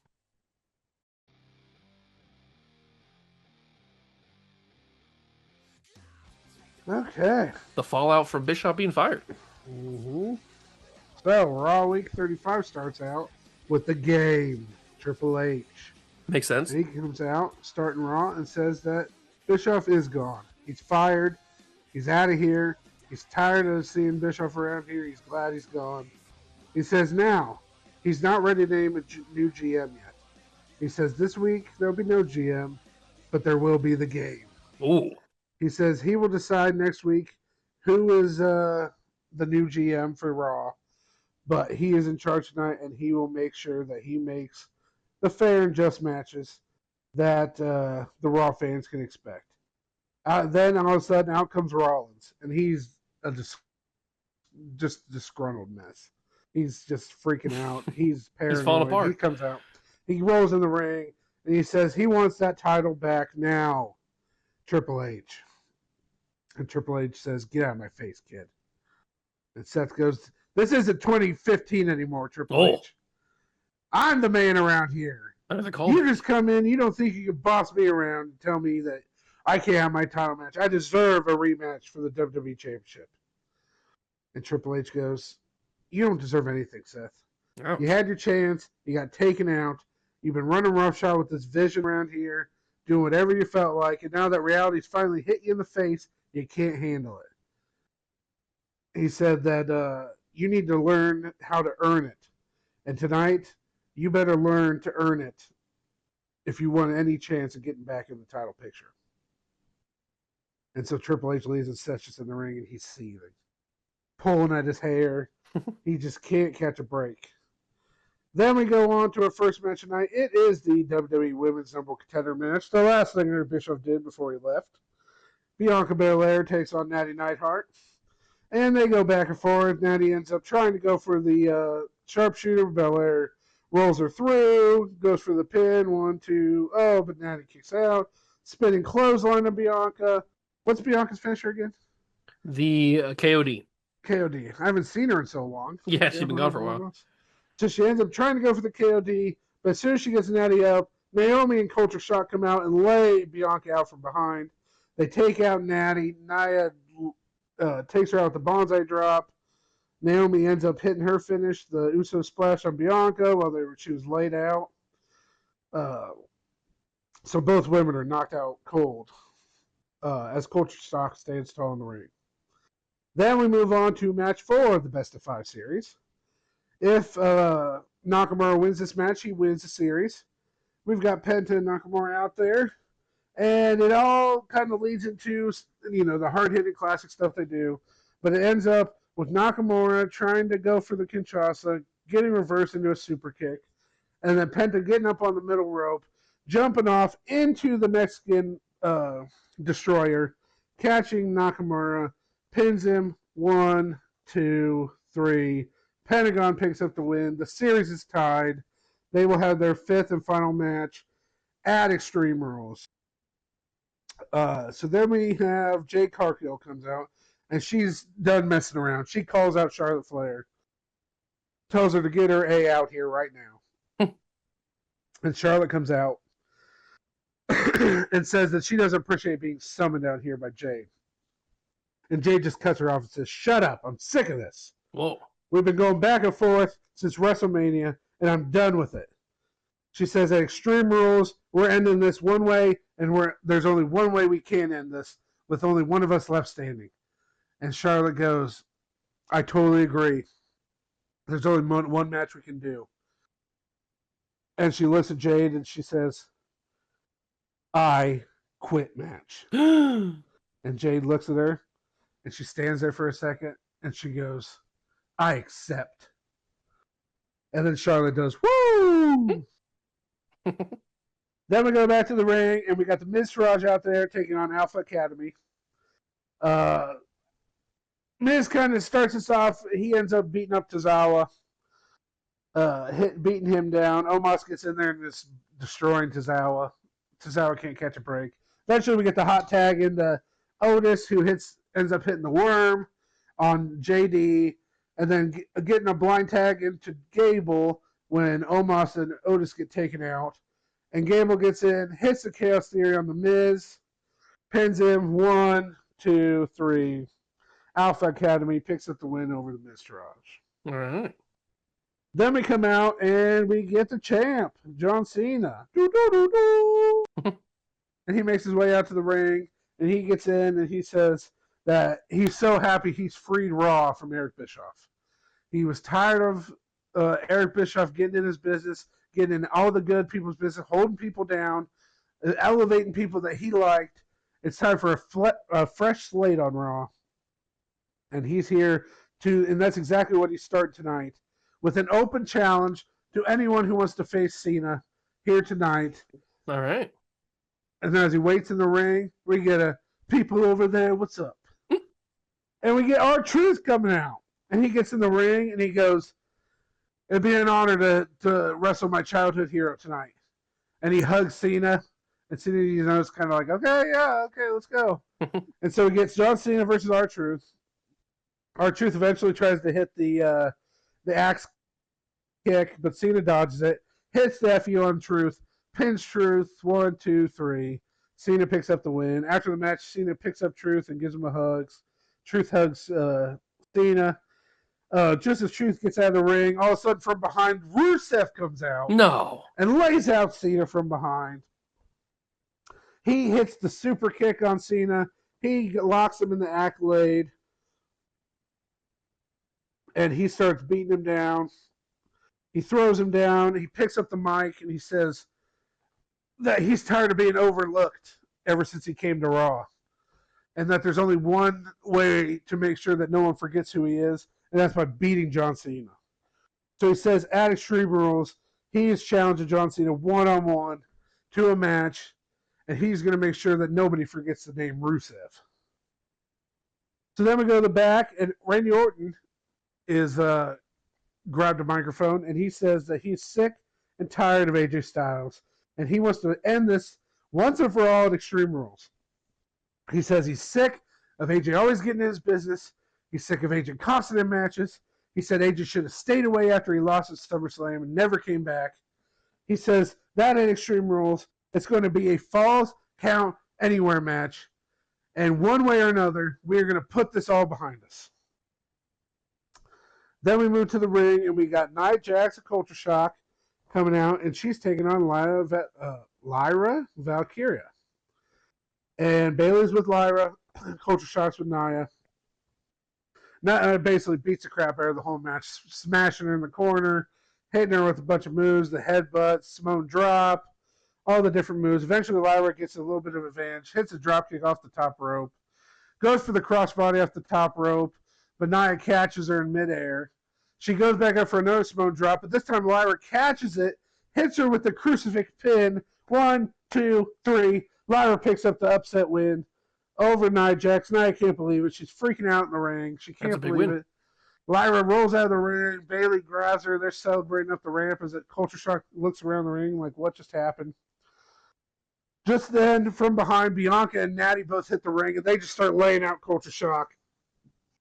And eventually the brawl ends with Natty locking in the sharpshooter on Naomi, and Belair locking in the crossface on Naomi. And Naomi's tapping out like crazy. And then they let go, and they both kind of turn around at each other, and they stare down each other, knowing that only one of them can come out with the championship. And we move to our main event of the night. It is the World Tag Team Champions, the House of Black, taking on the WWE Champion, Finn Balor, and his tag team partner, one of my favorite kind of matches, Drew McIntyre. Oh, no. You know I gotta love the opponents as teammates match. So we got them out there, and Finn starts beating up Andrade. They have some great matches. They're going back and forth with a bunch of high-flying moves. He hits the sling blade on him. Andrade hits the knees in the corner on Finn. Eventually, Drew gets in there and beats up Andrade. They've had a history from NXT. Andrade gets Cross in. They also have a history, Cross and Drew from NXT. So they're beating each other down. Cross gets a little bit of advantage with the suplex in the corner on Drew. Drew ends up hitting the kiss on Cross. It starts breaking down. Eventually, Finn dodges Andrade's attack, and Andrade flies to the outside of the ring. And then Finn goes and hits a suicide dive on Andrade to the outside. Drew's in the ring, and he's trying to beat down Cross in the corner, but the ref's kind of trying to break that up. And so the camera goes out to Finn. He's celebrating. All of a sudden, he turns around, chair shot to the face. Laid him out, and it's freaking Seth Rollins, literally. And Seth's like looking at him. He's just staring at him with the chair. He turns around. Drew sees what happened. He's yelling at him. The ref's yelling at him. He's like, "Did you hit him with the chair?" Seth's like, "I didn't do nothing, whatever." And then from behind, Cross hits its finish. I forget what he calls it. On Drew, the distracted Drew McIntyre. Hits the finisher on Drew. 1, 2, 3. The House of Black pick up the win in tag team action against Finn and Drew. Oh, yeah, but they just beat the WWE champion. Yep. They get out of the ring. Seth gets in the ring. Drew gets back up. Seth smacks him in the back. Lays Drew out. He does the classic Roman pose on the ropes where he's like laid you out. love that thing. I do. I love it. Then he hits him again on his back. Drew's laid out again. He starts choking out Drew with the chair. Then he sets the chair down. He sets the chair up to sit on. He throws Drew's head on top of it. Then he hits a stomp on Drew through the chair. Oh, man. Laid out Drew. He's pulling at his hair. He's having a full-out breakdown of what's happening. He sees Finn Balor on the outside. He's getting up. Finn's trying to crawl back in the ring. He's bloody after that chair shot straight to the head. He's trying to get back in the ring. He's like putting his upper torso through the middle rope. And Seth just hits him with a huge stomp into the ring. And Seth's standing there and he's like holding onto the ropes and he's just seething. He's pulling at his hair. He's not going to have any hair left. He's not pulling it. He's doing the edge thing. Yeah, I know, yeah. He's just like grabbing at his hair. He's just, he's like seething. And then we get security running down. And Triple H comes out. He's yelling at him. And Seth gets out of the ring. Security's trying to grab him and push him back. And Seth sees Triple H and he goes, "Did I earn it now, Triple H? Did I earn it now? Did I impress you?" And Triple H is trying to get him out of here. Get him out of here. As he gets in the ring, he starts checking on Drew's out cold through the chair. Finn's bloody and laid out in the ring. And Triple H's like, "Get some help out here. Come on, get some help." And we end Raw with the medical team checking on Drew and Finn and Seth being escorted out of the arena. And we go to SmackDown, week 35. And Triple H's got to get a hold of this show. He's got to find a new GM. Mm-hmm. He's got to find someone that can have some sway over what's going on. It's looking pretty crazy. It's out of control. Well, we get SmackDown week 35, and there's no other way to open the show than Cody Rhodes and the club. Mm-hmm. So they make their way to the ring, and Cody gets on the mic and he starts praising Braun Breaker, saying how dominant he is, and that what happened at SummerSlam was a fluke. Roman is not better than Braun Breaker. And Cody tells the world that tonight, the club puts an end to the island of relevancy. Ooh. Cody tells the club to leave the ring and go backstage. And Cody, as they go, he follows behind him. So the club, they make their way backstage. They finally arrive at Roman's locker room door. And after they all arrive there, Braun's the leader. He gets in. He stares at the door. And he kicks the door in. And they burst through the door to get into the locker room. And Roman and the Usos are just in there talking. And all of a sudden, they just get assaulted by the club. They're beating them down. The Tongans, the Good Brothers, Breaker, they're all in there just beating down Roman and the Usos, who got completely blindsided. They're just taking him out. They lay out Roman, completely destroy the Usos, and as they're doing that, as all this is happening, Cody finally catches up. He's about to walk in, and then he's stopped. And the camera kind of pans. It keeps panning, and it's Oba Femi. And Cody, he tells Oba to get out of his way, but Oba doesn't budge. Oba tells Cody he wants a world title match at King and Queen of the Ring, or he's going to hurt Cody Rhodes. And Cody says, "No, why would I? No." And then Oba picks up Cody and he launches him back into the wall. Yeah. And he grabs Cody, throwing him around the backstage area, eventually grabbing him by the throat, picking him up into the fall from grace, and slamming him through a table. Oh, Cody. And Oba gets down and he tells Cody he better give him a match, or next time it'll be so much worse. Ouch. And the club and are still beating up Roman. They get out of there after they leave him laying. Yeah. So now we have Jackie Redmond backstage in a different part of the arena, and she's interviewing Gunther before his second round King of the Ring tournament match against El Grande Americano. Mm-hmm. And Jackie asks Gunther if he's considering, or if he's ready, considering that he struggled in his last few matches before the tournament. And Gunther kind of looks at her and he looks offended at the question. And he tells her, whatever happened in the past is just that, the past. And he says that he's the most dominant force in the WWE, and winning this tournament is just the beginning.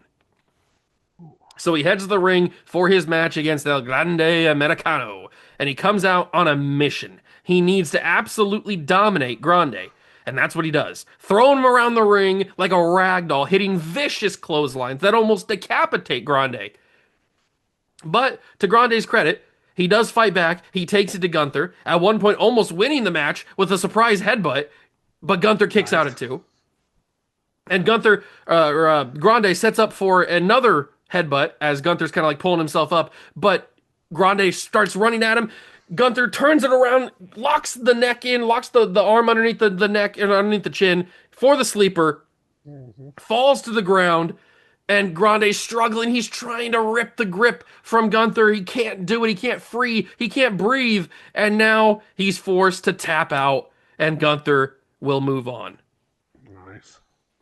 So next we've got William Regal in his office, and he's just doing some paperwork, kind of signing some things. And then the door barges open, and an angry and beaten Cody Rhodes barges in. And Cody's furious. He had the dress shirt on with the tie, but now it's just the tie's like barely on there and the buttons are ripped off. He's disheveled. And he comes in and he screams at Regal, asking if he saw what Oba did to him. And he asks Regal, what is he going to do about it? And Regal kind of looks at Cody, he smiles, and he says, well, Cody, there's only really one thing I can do. And that's give Oba a world title match at King and Queen of the Ring. And Cody's furious. He can't believe it. He says, he barely speaks. He says, you're gonna regret this. And he just gets out of the office. I'm surprised he didn't go, enough! That's for different scenarios. Next up, we've got a fun match. We got Javon Evans versus Austin Theory. Okay. And Evans and Theory, they got a classic match going on with tons of fun spots and great action. Evans is bouncing off the ropes. He's hitting Theory with that spinning bounce kick that he does. And Theory hits a devastating knee strike to Javon right in the chin. And then both men, they seem like they have something to prove. They're coming out with a little bit more moxie, a little bit more chutzpah. Well, Moxley, yeah. A little John Moxley. But Javon goes for the OG cutter, and Theory's able to catch him in midair and tries to hit the 8-town down, but Javon gets out of that with his pure athleticism, and he stuns Theory, kind of like smacks him on the back of the head, and then bounces up to the top rope, and this time connects with the OG cutter. 1, 2, 3, Javon Evans picks up the win. Nice. So the camera goes backstage, and we focus on the trainer's room. And William Regal comes up, and he knocks on the door, and he comes in, and he wants to check on Roman and the Usos. And Jimmy and Jay, they're laid out on the beds back there, and Roman's kind of like got an ice pack on the back of his head. And Regal gets in there, and he asks Roman, and Roman's not happy. Roman's furious. And he starts to sound like the old Roman, a little like the old tribal chiefs coming out. Whoa. And he tells Regal that this won't stand. Something needs to be done. And Regal asks Roman what he wants to do. And Roman says, me and the Usos versus Braun, Gallows, and Anderson at King of the Ring. And Regal tells Roman that he can make that happen. And Regal gets out of there. Huge.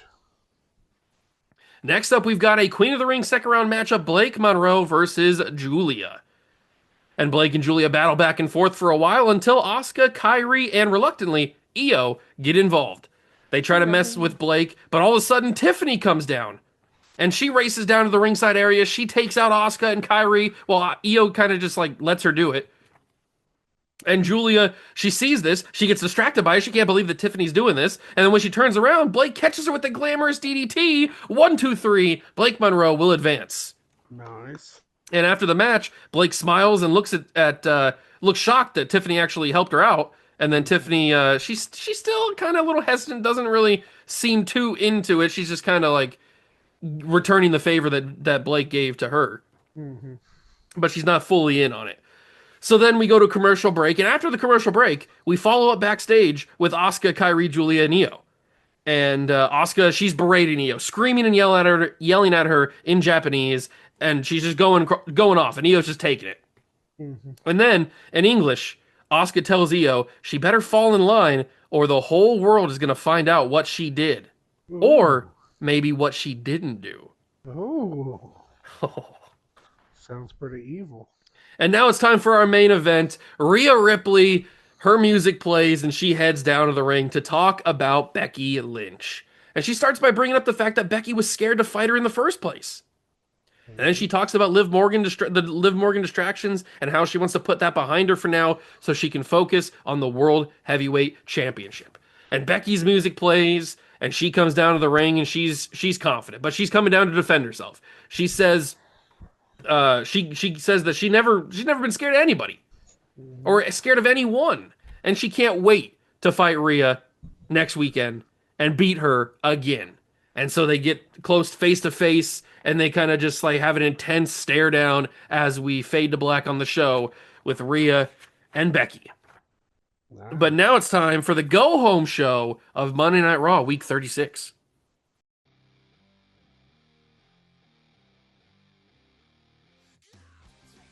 Okay. Raw Week 36 starts out with a huge tag team match. We've got Culture Shock, Trick Williams, and Lash Legend. Oh, man. Taking on LA Knight, yeah, and Lyra Valkyria. Okay, that's a nice tag team. So, a huge tag team match. It starts out with Trick in LA. LA's ticked off about what's happened the last couple weeks with Trick. They go at it. Eventually, LA Knight ends up hitting the big elbow off the top. He goes for BFT. Trick reverses, hits him with the spinning heel kick. He's looking for the trick shot. Eventually, LA dodges that. He tags in Lyra. Lyra attacks Lash. She dodges the big boot from Lash. She goes up to hit the cross body, but Lash catches her. But she's able to tag in LA Knight from behind. Lash throws her up. She Hurricane runners her way out. Lash goes out to the outside. LA Knight gets back in the ring. Trick tries to hit the trick shot again when LA Knight wasn't looking. He dodges it, goes for the BFT, but all of a sudden Lash hits a huge big boot on LA Knight and catches him off guard. And then she goes out and she takes out Lyra, who's trying to climb up to the top rope, knocks her all the way out to the outside.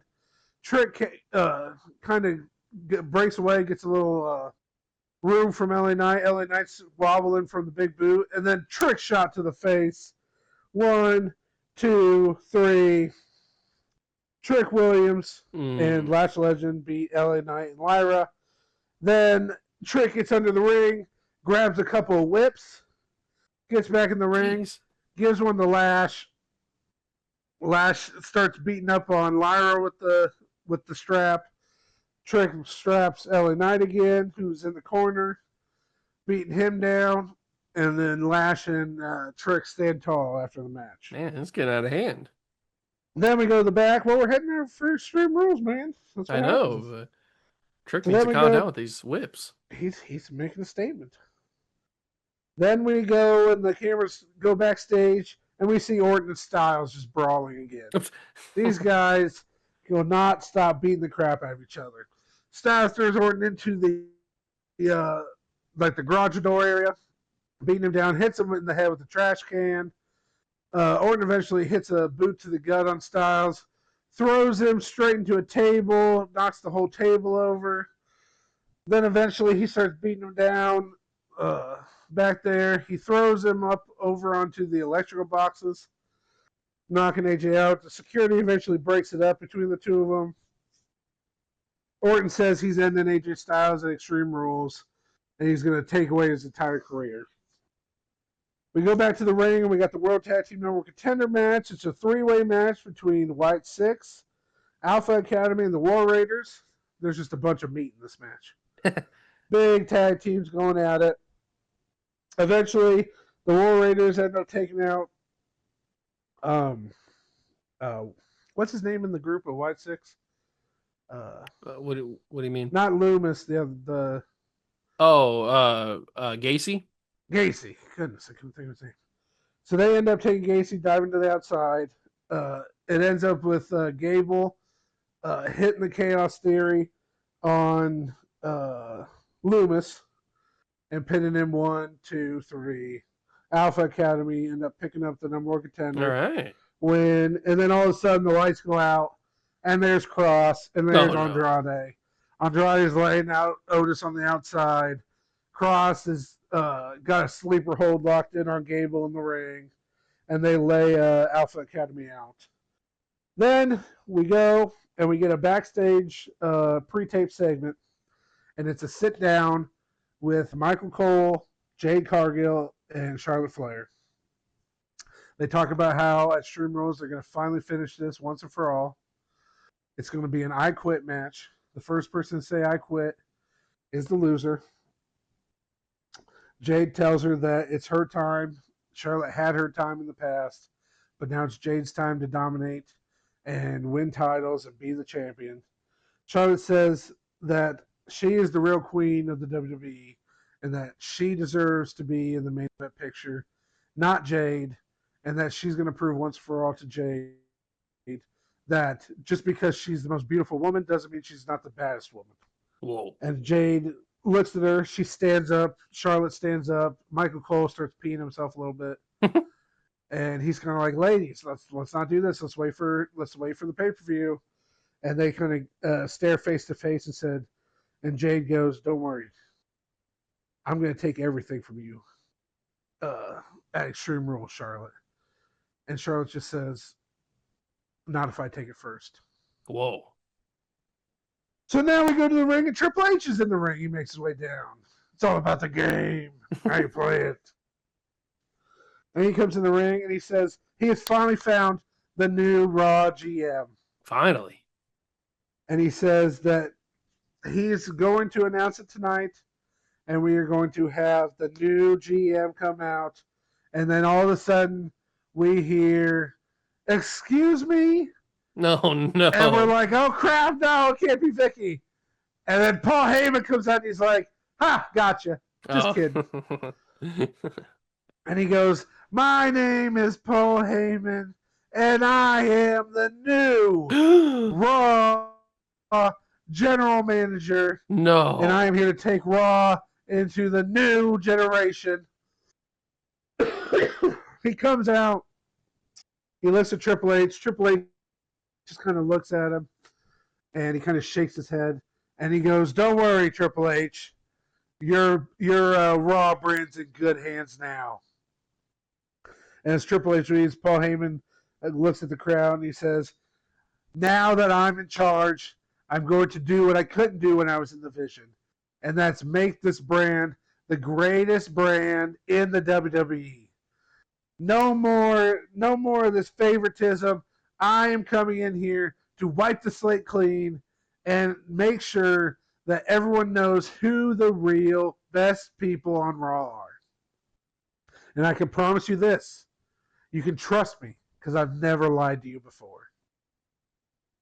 And so then we come back to the ring and we got a tag team match, which is Culture Shock with Naomi and Nia Jax taking on Bianca Belair and Natty Neidhart. And so it ends up with Naomi end up getting the Uso splash off the top, taking out Natty, getting the pin on Natty. 1, 2, 3. Nia taking out Bianca on the outside. We then get Paul Heyman coming out and saying that he congratulates Naomi for the win tonight, But from what's happened over the last few weeks, he has decided that at Extreme Rules, the WWE Women's Championship will be defended in a three-way match. And because it's Extreme Rules, and because that's his baby, most matches on the card need to have some kind of added stipulation. So this triple threat will be a submission match. Oh. And Naomi's freaking out because she's like, I don't have any submissions. Like, what are we doing? And so she's freaking out. So then we go to the back, and Heyman goes up to Triple H in the back, and he goes, I just want to thank you for this opportunity, and I won't let you down. And Triple H goes, yeah, whatever. I'm getting out of here. I got stuff to take care of. And so then we head back out to the ring, and Shinsuke Nakamura comes out first. And then Penta comes out. And Penta goes, it's 2-2. We need to have our final match at Extreme Rules. And we got to have a stipulation for it. And Shinsuke goes, it doesn't matter to me what the stipulation is. I'm going to beat you. I'm going to take you out. And I'm going to win the best of 5 series. And Penta and Nakamura kind of get in each other's faces. And Paul Heyman comes out again because he's taking over the show now. And he goes, well, if you two aren't going to decide a stipulation, then I guess it's up to me to do that. So in match 5 of the best of 5 series, it's going to be Pentagon Jr. versus Shinsuke Nakamura. Clash of styles in a match that Pentagon made famous. Cero Miedo match. Whoa. And both Nakamura and Penta kind of just look at Heyman and they look at each other. And Shinsuke just smiles and gets out of the ring. And Penta goes up to the ropes and goes, Cero Miedo, as Nakamura wakes his way to the back. Man. Then we've got our main event match of the night. It's Randy Orton and Rusev teaming up to take on AJ Styles and John Cena. So we get Orton and Rusev start out. Rusev starts out by beating the crap out of Styles. And Styles is beat up from what happened earlier tonight with Orton in the back. And Rusev starts beating him up. He tags in Orton. Orton beats up Styles. Rusev ends up doing the you can't see me to Cena in the corner. Cena's getting ticked off that he can't get in the match. Eventually, Rusev goes for the super kick. Styles rolls through underneath it and tags in Cena for the hot tag. Cena starts hitting the classic moves. He's hitting the shoulder block on Rusev, shoulder block on Orton. He's hitting all of it. He hits the protoplex on Rusev, protoplex on Orton, double 5-knuckle shuffle on both of them. Orton rolls out of the ring. Styles goes up, hits the phenomenal forearm on Orton outside the ring. He starts beating him up out there. Cena goes up for the FEU, but Rusev rakes the eyes when the ref wasn't looking because the ref's looking at AJ and Orton on the outside. Hits the super kick on Cena, locks in the accolade, and Cena ends up passing out in the accolade. The ref calls the match.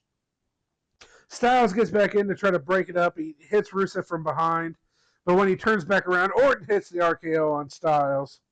Lays him out. And so that's how it ends. Orton and Rusev standing tall to end Raw. And now we have our final segment of the night. It is the WWE Championship contract signing.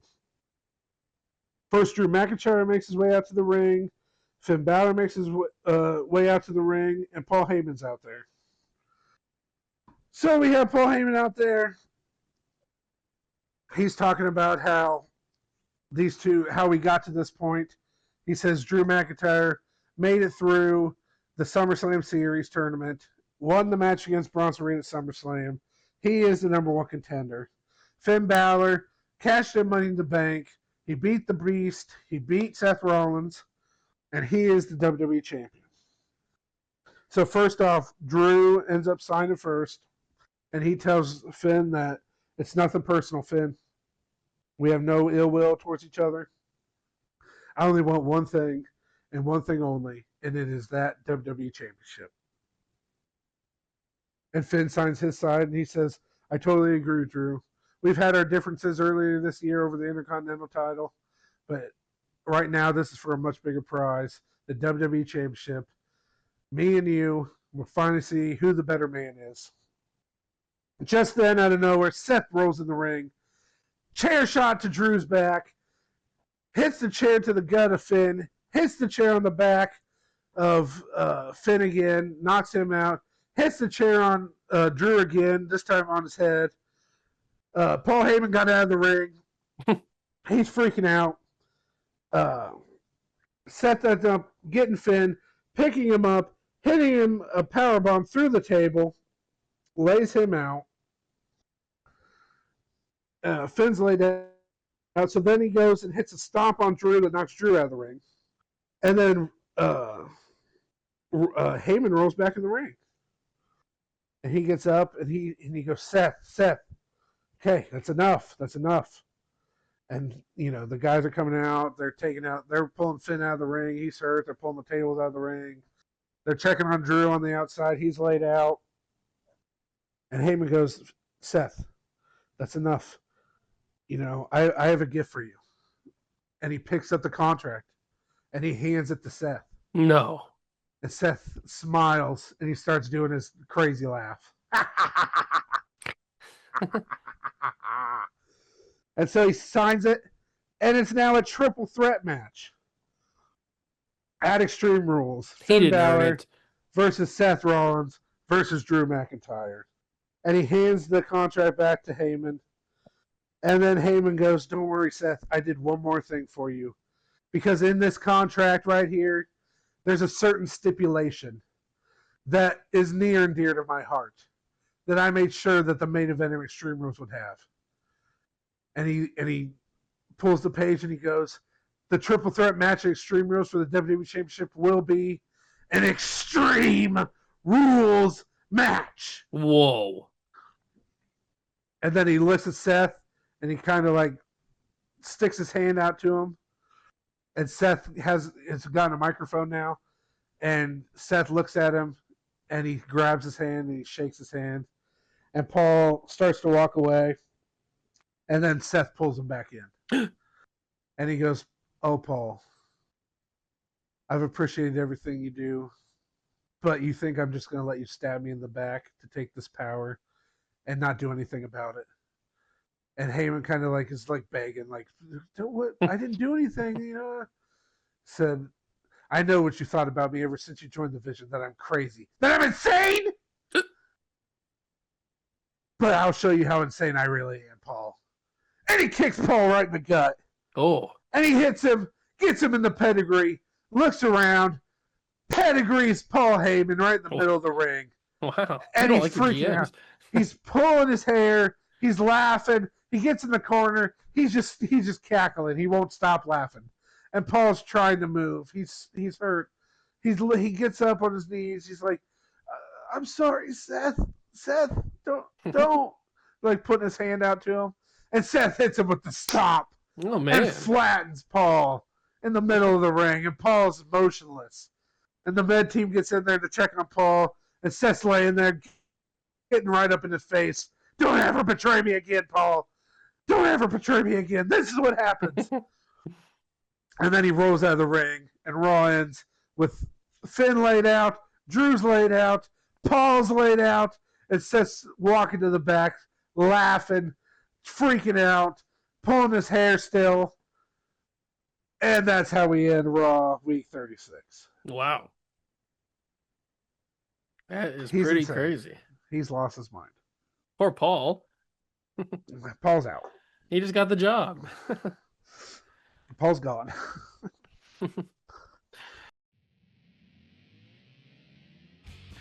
Well, it's time for SmackDown Week 36, the go-home show to King and Queen of the Ring, and we got to open it with the Tribal Chief. What's up? His music plays, and here comes Roman. Down to the ring, flanked on either side by the Usos, and they get in the ring, and Roman, he takes a moment to soak in the love from the crowd. And after a moment, he says, "Acknowledge me." And they do. Of course they do. And then Roman begins to explain that the club have started a war that they can't win. I agree. And he says they've awoken the old tribal chief. Uh-oh. The tribal chief that dominated this business for 4 years. Mm-hmm. And he says at King and Queen of the Ring, he's going to put a bullet in the club. Ooh, I get You like it. that? You like that? I get it. I put that in there for you. Mm-hmm. And then the club, that triggers the club. They come out and they make their way to the ring and they surround it. And Cody, he looks at Roman in the ring and he gives the order. And the rest of the club get in the ring and they start brawling with Reigns and the Usos. Jimmy and Jay get taken out. Roman gets taken out. He gets put on his knees by the Good Brothers. And Braun holds his head back. And Cody tells Roman, he gets up close to him with the microphone. He gets up real close to him. Gets uncomfortably close. I'm sure he does. and he says, he tells Roman that he's become irrelevant. And this weekend at King and Queen of the Ring, the club is going to put an end to Roman's reign. Oh, God, a lot of puns. I know. I thought it'd be funny. A lot of puns. So after all that excitement to kick off the show, we go backstage to William Regal. We see him in his office when Johnny Gargano walks in. And Regal says he's glad that Johnny could make it. And he asks Johnny if he's really sure that he's ready for this match against Ciampa. And he asks him, "Are you sure you want to do this? You do remember what happened at SummerSlam?" And Gargano kind of pauses for a moment, then he looks at Regal and he says, "I've never been more ready." Back in the ring, we've got King of the Ring, second round, Ilya Dragunov versus CM Punk. Now, Punk may be old, but he's also slow. Yes. And he can't keep up with the extreme style of Dragunov. Ilya beats Punk down with chop after chop after chop until Punk just can't stand anymore. But Punk, being the defiant man that he is, just keeps getting back up. Dragunov hits Punk with 3, count 'em 3, torpedo Moscows. But Punk won't stay down. Get out of here, Punk. He wants to be king. And then Dragunov finally he says it's over. It's done. He hits him with a vicious Constantine special and then a super H-bomb off the middle rope. 1, 2, 3. Finally putting Punk down, and Dragunov will advance to the finals. Get out of here, Punk. And then the camera, they go backstage, and we see Jeff Cobb walking backstage with the U.S. title. And he's walking back around there, and Javon Evans comes up to him. And Javon tells him that he'd love a shot at the U.S. title. But Cobb says, "Sorry, dude, but Phoenix is first in line." Was he some kind of surfer promo now? I mean, Cobb's kind of got a chill vibe. Sorry, dude. And Javon says, "What if I face Phoenix tonight and beat him?" And then Cobb says, I guess you earn it then, but you'll have to talk to Regal. So then Javon goes to talk to Regal. Ooh, makes sense. And then back in the ring, we've got Queen of the Ring second round, Stephanie Vaquer versus Tiffany Stratton. And Stephanie gets the early advantage on Tiffany by out-wrestling her. But as the match goes on, Stephanie controlling it, Tiffany still puts up a fight. She puts in some good offense. She puts in some good moves. Stephanie hits a package pile driver on Tiffany. But Tiffany kicks out. She hits the Devil's Kiss. But Tiffany is able to maneuver out of it and kick out. And Stephanie's going for more moves and more offense. And then Blake Monroe comes down. And she distracts Stephanie. And Tiffany rolls Stephanie from behind. 1, 2, 3. Tiffany Stratton will advance. Nice. And then we go back to William Regal's office where Javon Evans walks in and he starts asking Regal if he can have a shot at the U.S. title. And Regal informs Evans that Rey Fenix has already got the shot ahead of him. So then Javon says, "What if I beat Phoenix tonight? Can I be added to the match?" And Regal says, "Sure. If you can beat Rey Fenix tonight, then it'll be a triple threat at King and Queen of the Ring." Nice. Back in the ring, we've got El Grande Americano versus Rey Mysterio with Dominic. And Rey comes out quick against Grande, running circles around him. Grande finally is able to catch Rey, and now he starts working some stiff ground game. Grande works the shoulder, trying to pop it out of place, really wearing down Mysterio until he's finally ready to put him away. He gets that metal plate, he loads the mask, and with that metal plate, he goes to hit Ray, but Dom gets up on the apron and tries to stop him. And Dom and Grande have the ref distracted when all of a sudden another masked luchador comes to the ring. Oh. And that masked luchador grabs Dom and pulls him off the apron and takes him out. And the ref, still looking at the outside area, so looking at this masked luchador and Dom, doesn't see that Grande put the metal plate back in his mask, and he runs and smashes his head right into Ray's. And Americano covers Mysterio up, 1, 2, 3, and El Grande Americano wins the match with the help of a new mysterious luchador. Interesting. Ray's getting buried on both brains. He's tag champ. He's not getting super buried. And now we got Cody and the club back in their own locker room, and they're talking strategy. And Breaker's asking Cody if the plan is still a go for tonight. And Cody says, yeah, we're going to make sure that Oba Femi knows who really runs this show. Then they hit a little too sweet, and they laugh. Mm-hmm. Back in the ring, we've got Javon Evans versus Ray Phoenix. And this match goes pretty much exactly how you would expect it to go. Both guys hitting some big moves, flying all around the ring, going crazy on each other, but neither one can really get the win until Phoenix kind of slips. Javon catches him with a super kick, and then it jumps to the top rope, bounces up, hits the OG cutter, 1, 2, 3. Evans will win, and it's a triple threat at King and Queen of the Ring. Nice. It's time for our main event segment, and just like on Monday Night Raw had a contract signing, we have got a contract signing for the World Heavyweight Championship. Uh-huh. William Regal's in the ring, and he's awaiting the two men who will be fighting for the World Championship at King and Queen of the Ring. Oba Femi comes out first. He gets in the ring. He does the Oba walk, gets in the ring, and signs the contract. And he grabs a mic. And he says he's going to finally put an end to the club. And then Cody comes out, and he's all by himself. No club members with him. Oh, that's a trap. And he gets in the ring, he grabs the mic, and he tells Oba that he's fooling himself if he thinks he's going to win this match. It's just a numbers game, baby. And the rest of the club swarm the ring, and they surround all over, and Oba's trapped. Saw that coming. Cody gives the... It's almost like Cody's predictable. Yeah. Even as a heel. Cody gives the signal, the club climb up to the ring, and they enter and they start attacking Oba. And Regal has to jump out of there. He's getting out of danger because he's been attacked by the club before. He doesn't want to do it again. Yeah, that's a good idea.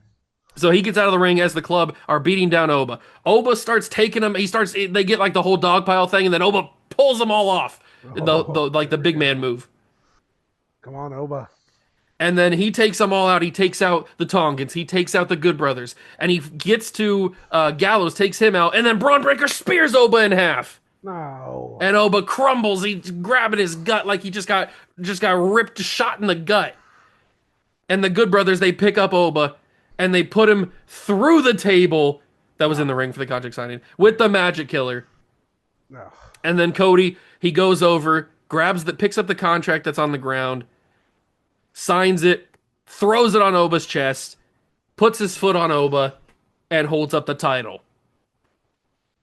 Unbelievable, this man. We didn't get Roman Reigns coming out? No, Roman didn't. I was waiting for that. Oh. No, Roman didn't come out. Roman, you selfish piece of crap. Save that poor man. It's time for pay-per-view time, and I think we should kick it off with Extreme Rules. Okay. So, Extreme Rules is coming out. We got 2 pre-show matches to start out real quick, like we always do. We're starting off with the first pre-show match is a Women's U.S. Championship match. Lash Legend of Culture Shock defends against Lyra Valkyria. Lyra comes out and she's using her speed quick, trying to catch Lash off guard. She hits her in the crucifix just like she beat Nia Jax with, but Lash is able to kick out. She goes up for the crossbody. Lash catches her, but she tries to throw her up over her shoulder, but she gets caught in a Hurricane Rana. Lyra hits a huge drop kick, knocking Lash down.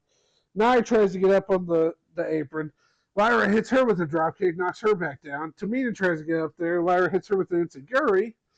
Then Bailey climbs up to the top rope. Hits a crossbody on both Nia and Tamina, taking them out. When Lyra turns around, she gets almost hit with lash extension, but she dodges it, rolls through. 1, 2, but Lash kicks out just in time. Lyra thought she had her, so she goes in again. She goes back up to the top, jumps off the top, but this time a huge big boot right to the face of Lyra, knocks her out cold. Then she gets hit with the Lash extension. 1, 2, 3. Lash Legend survives and takes out Lyra. All right. Then our second pre-show match of the night is the World Tag Team Championship. House of Black with Scarlett is taking on the Alpha Academy, Chad and Otis, with Maxine Dupree. And it's this pretty standard tag match. Otis is the one that gets double teamed by the heel team. House of Black takes him out. Eventually, Andrade hits the huge knees in the corner on Otis. And he's getting ready to hit him with the Brainbuster. Couldn't think of the word. But why do you always forget Brainbuster? I don't know. Sometimes it just blanks from my mind. And he's trying to pick him up, and he can't do it. Otis ends up suplexing Andrade over. He gets the hot tag to Gable. Gets in the ring. Gable starts suplexing everybody. He's freaking out. He pulls the straps down.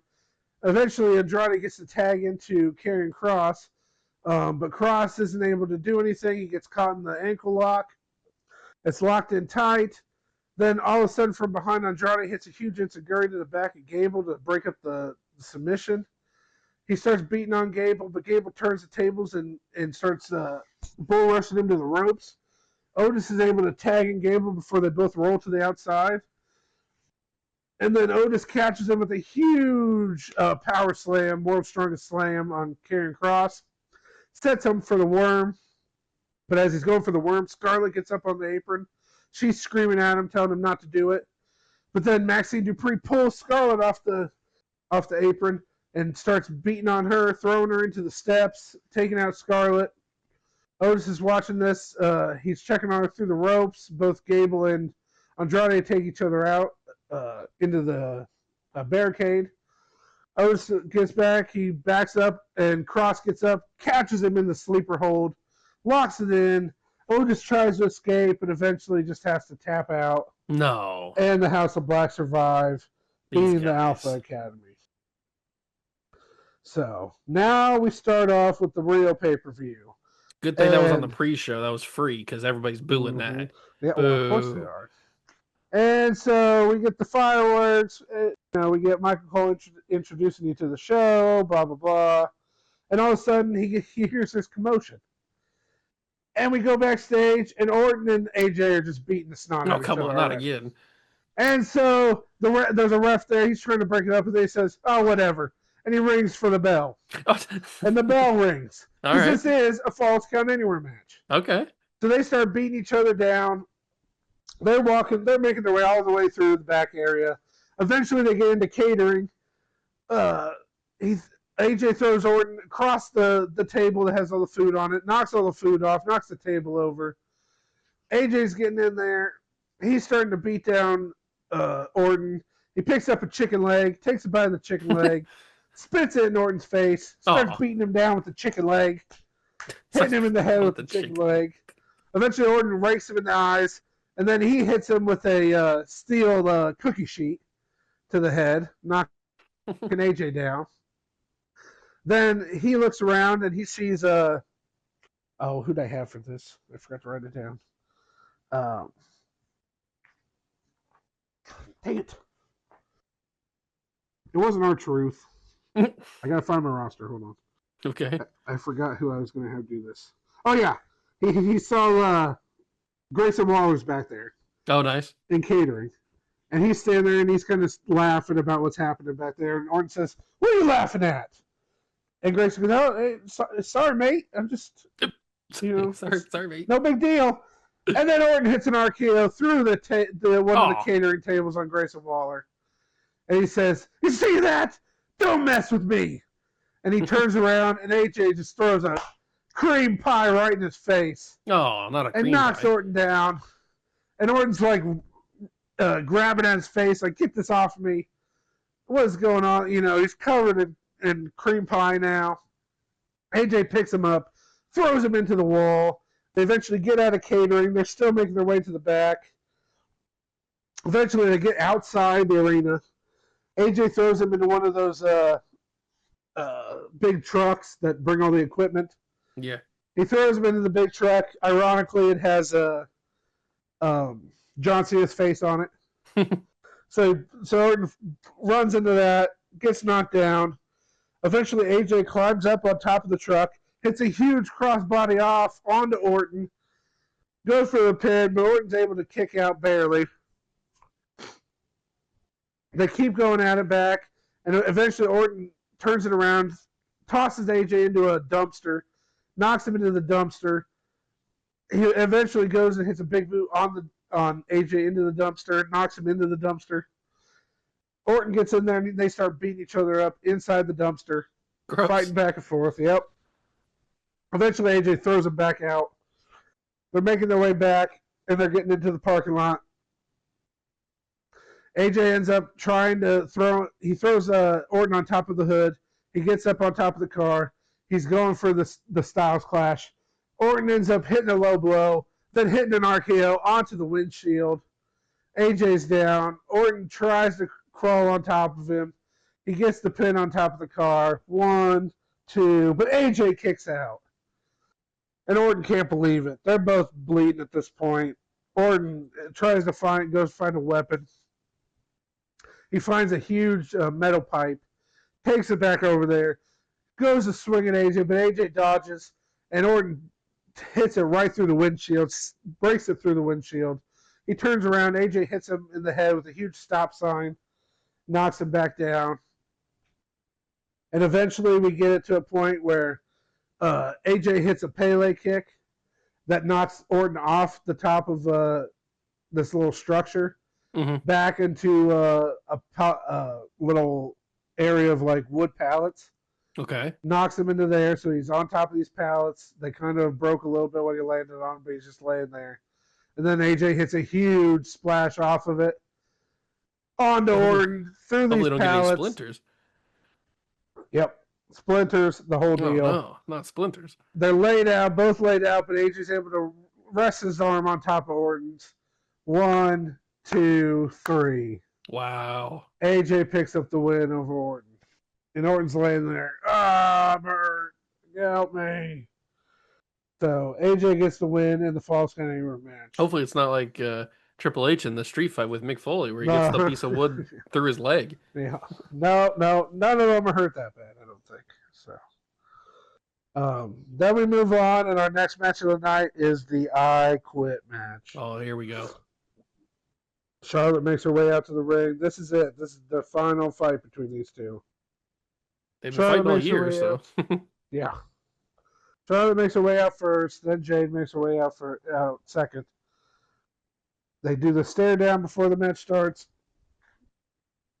And then they just start going to blows as soon as the bell rings. And it gets violent, and it gets violent very quickly. Jade starts bringing up chairs, hitting chairs on Charlotte. She's asking her if she wants to quit. Every time she hits her with the chair, Charlotte says no. But then eventually Charlotte hits a big boot on the chair into Jade's head. Charlotte gets a table out with Jade on the apron. Charlotte spears her through, kind of like Edge McFoley. Yep. Spears her through the table. Lays her out. They're both kind of laying there. The ref asks Jade if she wants to quit. Jade says no. So then Charlotte gets her set up on the announce table. Charlotte climbs up on the fans barricade. Goes for the natural selection through the announce table. Takes them both out. They're both laying there. The ref asks Jade again. She says no. Jade gets back up. Charlotte's trying to throw her into steel steps. Jade reverses. Charlotte goes through the steel steps. Then Jade starts moving the steps around. She gets them set back up. Picks up Charlotte and goes for Jaded on the steel steps, laying Charlotte out on the steel steps. Ouch. The ref asks Charlotte if she wants to quit. She says no. Eventually, we get back into the ring, and we see Jade trying to bring in the classic toolbox. Throws that in the ring. She pulls out a screwdriver, and she starts trying to drive it into Charlotte's face. And Charlotte's holding on for dear life, trying not to do it. She's trying to stab her right in the forehead. Eventually, Charlotte's able to rake her eyes and get her off of her. She hits another big boot on Jade to knock her down. She closes the toolbox, picks it up, and lays out Jade with it right in the face. Knocks her out cold. So then she decides to go for the figure eight. Locks in the figure eight. The ref's asking Jade, do you want to quit? Jade says, no, I don't want to quit. And she's trying to reach the ropes to get out of it so she can pull herself to the outside, but Charlotte's got it locked in tight. She's trying to move, but Charlotte won't let go of it. Eventually, she's able to reach a wrench that fell out of the toolbox and hits Charlotte in the knee with it. That breaks up the figure eight. So now Charlotte's knees hurt. Jade gets back up, hits a huge boot to Charlotte's face, picks her up, hits the Jaded head first into the toolbox. Ouch. Charlotte's laid out. She's busted open. Jade's laying there. She's been busted open by the toolbox already. She's laying there. She's telling the ref to ask Charlotte. Charlotte can barely talk. She's like, oh. And Jade's like, okay, that's enough. And she gets back out of the ring. She looks under the ring. And she pulls out a kendo stick. Gets back in the ring. Charlotte's trying to get up. She sets Charlotte up in the corner. She gets the kendo stick and she starts beating Charlotte in the corner with it. And she asks her every time she hits her with it, do you want to quit? And Charlotte says no. And she keeps beating her. And Charlotte's trying to stand up, and she's falling to her knees, hitting her and hitting her. And Jade goes, do you want to give up? Just give up. And Charlotte says, no. And then eventually she hits her one more time, and Jade says, it's over. Give up. And Charlotte goes, no, B. And she hits her with a huge slap, and then hits her with a big boot, hits her with a spear. Charlotte's got all the momentum. She goes back out to the outside. She looks under the ring, and she finds the handcuffs. And she's going to do it. She's going to handcuff Jade to the ropes, and she's going to end this once and for all. She gets back in the ring. She starts putting the handcuffs on Jade. Jade realizes what's going on and gives her a huge headbutt. Knocks Charlotte down. So then Jade goes, okay, really? You want to do handcuffs? She gets the handcuffs. She puts Charlotte on the rope in the corner, handcuffs Charlotte's hands behind her back, and in the corner. So now Charlotte can't move anywhere. She gets a steel chair straight to the gut. Another steel chair to the gut. Charlotte's crying. She can't go anywhere. She can't move. And Jay says, it's done, Charlotte. Just finish it. And Charlotte goes, no! Wow. So then Jade picks up the toolbox again and just decks her square in the face. And Charlotte's out cold. She's laid out. She's busted. It's gushing. It's bleeding. And the rest said, that's enough. That's enough. It's over. It's over. And he ends the match. What? With Jade standing there because Charlotte wasn't responsive. He asked her a couple times. She didn't answer. She couldn't. She wasn't even awake. And so then he called the match. That's She's not how laid I out. quit matches end. She's laying there, busted open. She's bleeding everywhere. They're trying to get her unlocked. Jade stands tall. She's standing there holding up the toolbox, holding her hands up. As she leaves the ring, she says to Charlotte, "You should have just quit." And they get Charlotte out, and she's laid out, and she's not even moving. She's unresponsive. They're trying to talk to her. Nothing's happening. They get her on the stretcher, and they stretch Charlotte out of the arena. And Jade survives the final showdown. So, I don't know if that's the final showdown, because now Charlotte can come back and say she never said I quit. It's the final showdown. That's not what I quit's supposed to be. It's Well, supposed to be she's the definitive end. unresponsive. It's supposed to be the definitive end. It is. She's not responsive. She basically killed her. Yeah, but she can come back when she's healthy and say, I never said I quit. I want another match with you. Who said she's coming back? Oh. Maybe that was Spicy. a career ender. Spicy. We don't know. Okay, then we move on to the WWE Intercontinental Championship. It is going to be a strap match after what has happened over the last few weeks. So we got both guys, Trick Williams and the champion LA Knight, and they are going to be locked together. And the basis of this match is to touch all four corners of the ring simultaneously before the other guy stops you. So Trick Williams gets it locked up, LA Knight gets it locked up, and LA Knight goes straight to just beating the snot out of Trick. He's ticked off about what Trick's been doing to him the last few weeks. He starts beating him down. He starts whipping him with the strap. Trick eventually gets it back. He kind of catches him with it around his neck and hits him like a clothesline with the strap, knocking LA Knight down. Eventually, LA Knight hits the big elbow off the top. He goes to try to do the corners. He gets about 3 of them, but then Trick stops him. Then we get eventually Trick hits a trick shot on LA Knight, knocks him down. He goes for the 3 corners, but he's going for the 4th, and LA Knight pulls him back. And he pulls him back right into the BFT, hits the BFT on Trick, lays him out. So LA Knight starts making his way to the corners. He taps 1, 2, 3, going for the 4th, but Trick finally gets his wits about him, grabs it, stops him. He pulls him in, goes for the trick shot, but this time LA Knight sees it coming, slides under it, turns back around, he goes for the BFT again, but Trick pushes him into the corner. Trick goes to attack him in the corner, but LA Knight dodges it. Trick touches that corner. He gets off the top. He goes back off, jumps back off, like backwards into a crossbody. Hits LA Knight with the crossbody. Touches the other corner.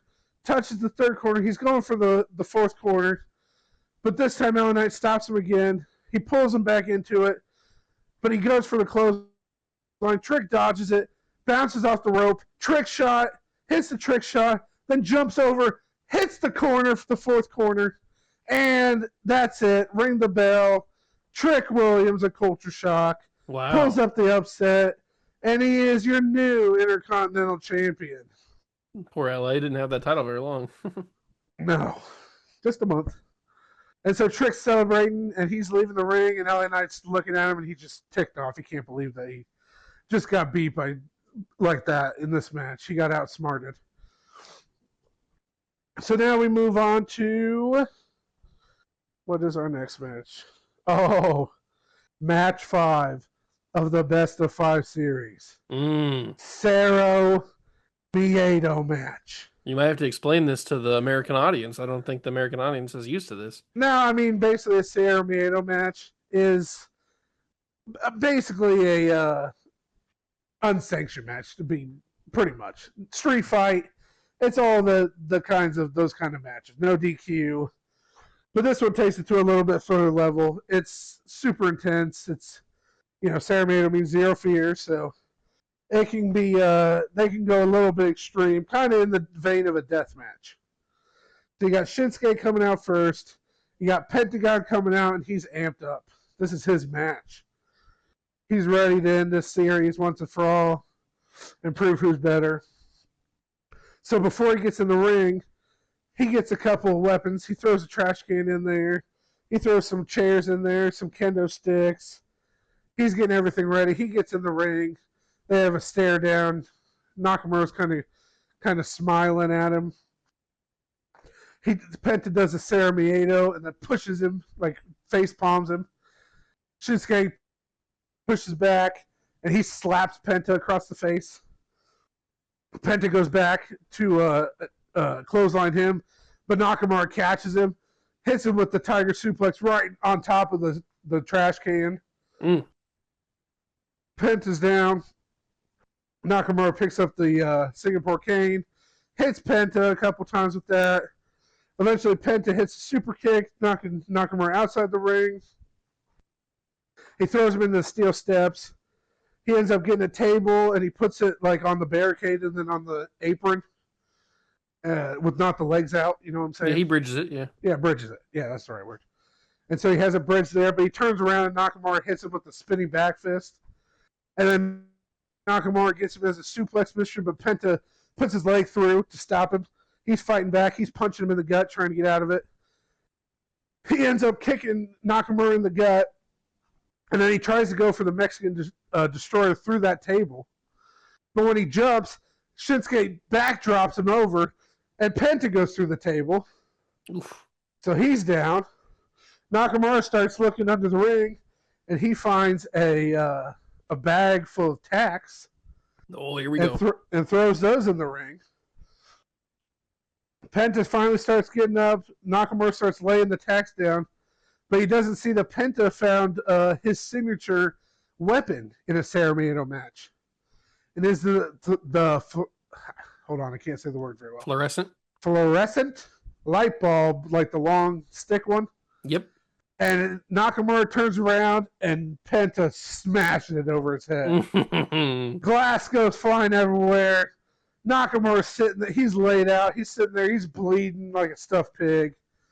Penta holds up with the rest of the pipe. Then he does the Sarah Miedo. He picks him up. He's going to do a Mexican Destroyer into the tacks. But he goes for it. Nakamura reverses it again. Oh, Penta lays straight on the tacks on the backdrop. He's writhing in pain. Nakamura can barely stand. Penta gets up. He turns around. Nakamura had crawled to the corner. He gets up. Penta tries to go in to attack him, but Nakamura hits him with a huge boot to the face. Penta literally spits blood everywhere when that happens. He falls backwards. He falls down to his knees. Nakamura sets it up, and then he goes for the Kinshasa, square to Penta's head, right into the tacks. Oh. Lays him out, grabs him, pins him. 1, 2, 3. Man. Nakamura wins the best of 5 series. He stands up. He gets his arm raised. Penta's laying there in the tacks, head first, laid out. He starts to make his way up. Nakamura looks at him. Penta looks at Nakamura. He's spitting out blood.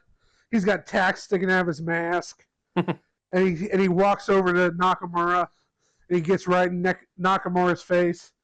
And he puts up the fingers for the Sarah Miedo. But instead, he puts his hand out. And Nakamura looks at him. And he grabs his hand. And they shake hands and then they embrace. 2 warriors in the ring. Put on a heck of a show. All right. And they show full respect for each other afterwards. You love to see it. Yeah, Penta raises Nakamura's hand. And the crowd's going wild for it, cheering on that crazy freaking match that just happened. Then we move on. And the next thing that happens on the show is we hear it's all about the game and how you play it. All about controlling it if you can't take it. He's showing up a lot, yeah. Yeah, he's getting tired of showing up, actually. So he comes out and he says, well, I made a mistake. And I'm sorry. After everything that happened last week, Paul Heyman is no longer with us. And unfortunately, no, he's not dead. He's no longer. He's out. He's been taken out by Seth Rollins. So Raw needs another new general manager. And this time, I think I found a guy that can more than hold his own around here. And so we get Nick Aldis Oh, makes his way to the ring. all right. And he comes down and he shakes Triple hands and he says, "Thank you, Hunter. I'm here and my goal is to make Raw younger, fresher, and the top brand in the company. And I'm going to do it because the first thing that's going to happen on Raw, I'm going to come out and address the crowd, and I'm going to make sure that everyone understands what this new Raw is going to look like."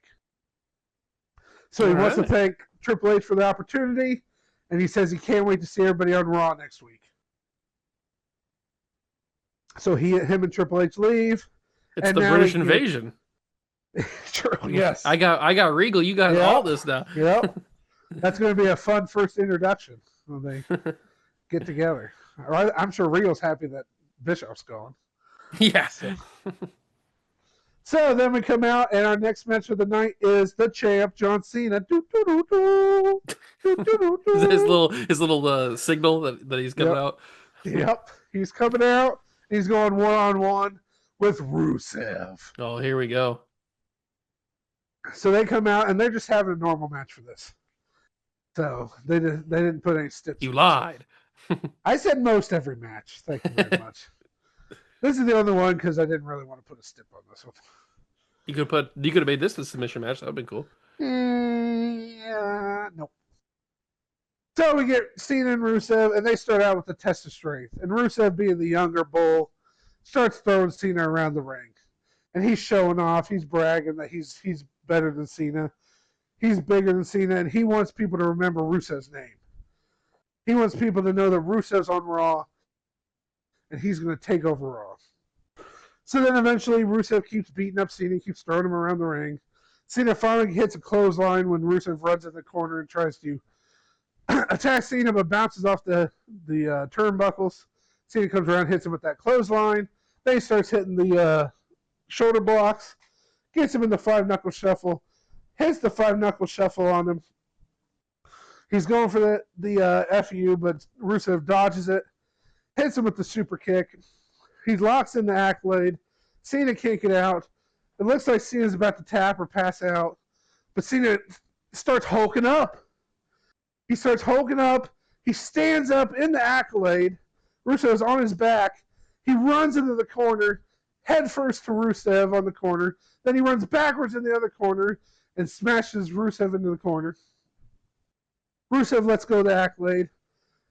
He's kind of wobbly in the corner. Cena turns around. He picks him up for the FU. Rusev dodges again. He goes for another super kick, but this time Cena catches it, trips him up, locks in the STFU, holds it tight, locks it in good. Rusev crawling to the bottom rope, but he can't reach it and taps out. Oh. John Cena picks up the win over Rusev. Good job, Cena. And Cena celebrates. Then we go to the WWE Women's Championship. Surprised nobody attacked him. Nope, Cena's fine. He's getting tired, man. He's old. He's getting tired. He's ready to be done. So, then we go to the WWE Women's Championship submission match. Naomi from Culture Shock defends against Bianca Belair and Natty Neidhart. This is going to be interesting. You don't really see a triple threat submission. Yep, so we get it. The three women in the ring. It eventually goes to where Bianca hits a KOD on Naomi, but she tries to lock in another crossface on her, but Natty catches her, hits her with a spinning clothesline, hits her with an actual pile driver, old school pile driver. Nice. She goes in for the sharpshooter, but when she's got the sharpshooter in, Naomi hits her with the super kick, knocking her down out of the ring. So then Naomi picks up Bianca, and she's trying to figure out a submission to use. So she slaps Bianca. Bianca hits her with another KOD, knocking Naomi out. This time Natty gets back in the ring, but Bianca catches her, rolls through, catches her in the crossface. Natty looks like she's going to tap. Naomi just barely breaks it up before Natty taps. This time, Bianca and Naomi start going at it back and forth. And when Bianca goes in for a big boot, Naomi dodges her. Bianca gets stuck on the top rope. She gets hit with the super kick from Naomi that knocks Bianca over the top rope and out of the ring. Then she hits Natty with another super kick, goes up for the Uso splash, hits the Uso splash, and then she's laying there like, she tries to pin, but the ref's like, no, it's a submission match. And Naomi's like, oh my God, what am I going to do? And so then she realizes that she does know one submission. And it's from someone that's a family friend. Ooh. And she grabs Natty's hair, and she locks in the guillotine from Roman Reigns. Locks it in, got Natty. Natty's been taken out by the splash and the super kick anyway. The ref's lifting her arm up. 1, 2, and Natty's hand falls on the third. Bianca was trying to crawl back to the ring, but Nia grabbed her foot so she couldn't get back in there in time. And Naomi survives another test and is still the WWE Women's Champion. Pulling a little trick out of Roman Reigns' book. Yeah, it makes sense. She's a Bloodline member. So, getting that bloodline going. So, and now we're at the WWE Championship match. Now it's time. Extreme Rules. We have Seth coming out first, and he's lost his mind. I can't believe he got in this match. He's laughing his whole way down the ring. He's got his gaudy clothes on. You should. He's ready to go. You should give him, instead of the blonde streak in his hair, you should give him like a white streak to show that he's gone crazy. Yeah, he's just losing his mind. Then we get Drew coming out. Drew's ready to go. He's getting tired of Rollins getting involved in all this crap. And then we get the Prince, Finn Balor, coming out. He makes his way to the ring. We get the big introductions. And the very first thing that happens when the bell rings is Finn hits a running drop kick on Seth Rollins in the corner. Nice. Knocking Seth down. Seth rolls out of the ring. He's hurt. And now Finn and Drew go face to face. Finn starts hitting him with kicks to the side of his legs, but Drew pushes him back and rolls through.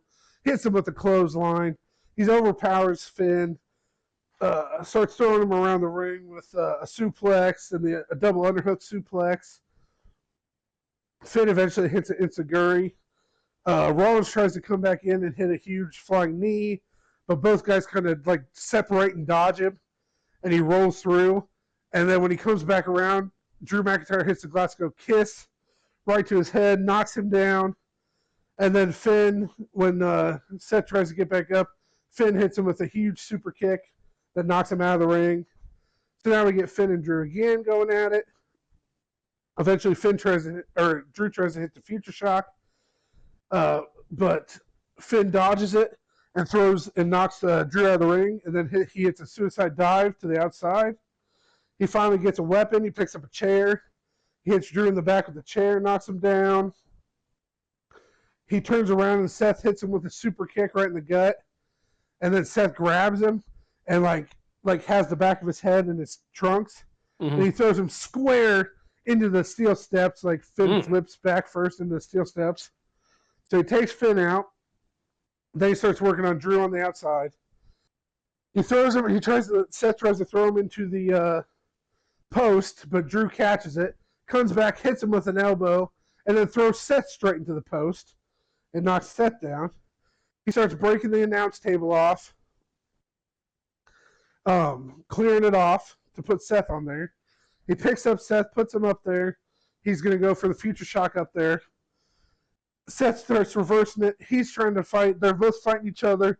Seth tries to go for a pedigree, but Drew fights it off. He hits him with another kiss that knocks Seth off the table.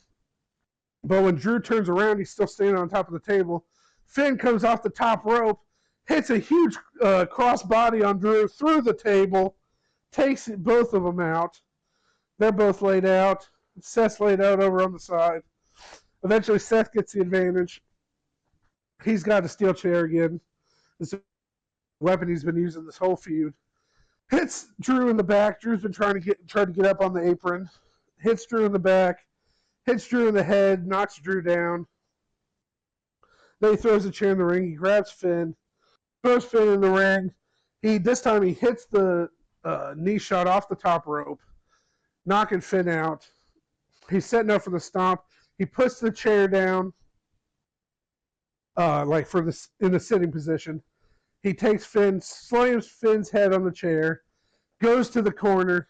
He's setting up the stomp through the chair just like he did to Drew. He's sitting there. He's pulling his hair, and he's getting ready to run. All of a sudden, we hear, dun, dun, dun, dun, dun, No. dun, dun, dun, He's dun, back dun, again? dun, dun, dun. And it's, whew, that always gets my throat. It's the Beast, Brock Lesnar. And he makes his way out. And he's jumping. And he's ticked off. He's in no mood to play around tonight. And he smashes, and the pyro goes everywhere. And he's still ticked off about what happened at SummerSlam. And he makes his way down to the ring. And Seth's sitting there. And Seth's like, what are we doing? And he jumps up onto the apron, gets in the ring. He stares down Seth. And Seth's just staring at him. And he's like, he did it. He took the title. He messed up our match. And Brock looks at Finn, and Finn's kind of been trying to climb up on the ropes. Brock looks at him, walks over to him, stares at him, and then he looks over at Rollins and says, this is for Paul. And he runs at Rollins and obliterates him in the corner, just smashes him. And he starts shoulder blocking him in the corner. And Seth's just like, oh, getting attacked. And then he grabs Seth by the hair and he throws him across the ring. And Finn's like just watching the corner like crap. And so Seth's trying to get up, and he gets up, suplex. And then another suplex. And then he picks him back up, and he gets him up, F5. Hits an F5, and Brock stands up. And he does this big pose where he kicks his leg.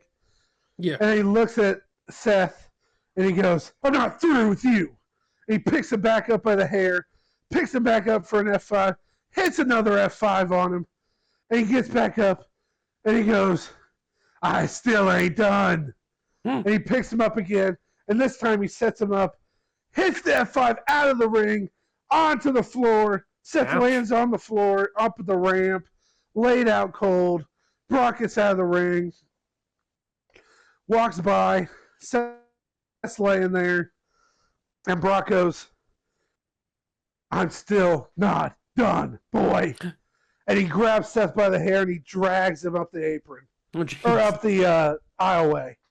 Drags him up the aisleway, takes him up to the stage, picks Seth up. He goes up over to the corner. There's like the little area with all the stuff set up. Yeah. And he F5 Seth all the way down there. Man. And Seth goes flying into the area, breaks through. He's laid out. And Brock gets up and he just goes crazy. Yeah! He's freaking out. And then we go back to the ring. Finn was watching this the whole time. Drew had slowly crawled his way back into the ring. Finn turns around. Drew goes for the Claymore. Finn saw it coming, dodged it. Hits him with an enziguri. Hits him with a quick brainbuster. He goes up for the coup de grace. Climbs up to the top. Goes for the coup de grace, but Drew rolled out of the way. Finn rolls through. Turns around. Claymore. No. Knocking Finn out. Drew goes for the pin. He's doing like where he's like freaking out. So his legs are he's like his legs are like going up and down. Like he's trying to hold on so tight to the pin. Finn's all the way rolled up. Not 1, like this. 2, 3. Drew McIntyre is the new WWE champion. And fireworks go off in the arena. Drew's holding up the title. And as we look over, there's EMTs and medics checking on Seth, who you can't even see anymore because he went through into the bottom layer of that section. They're climbing into the hole to check on him to see if he's okay. As Drew holds up the WWE champion is our new WWE champion as Extreme Rules goes off the air. That's pretty crazy. Mm. And you hate Balor and LA Knight apparently. Hey, you gotta get to the people you want to be champions. You gotta have some transition champions. Poor guys. So, hey, when you Well, won Money in the Bank, I had to get Money in the Bank. Well, after that chaotic Extreme Rules pay-per-view, we It's head to the Extreme next Rules, night. buddy.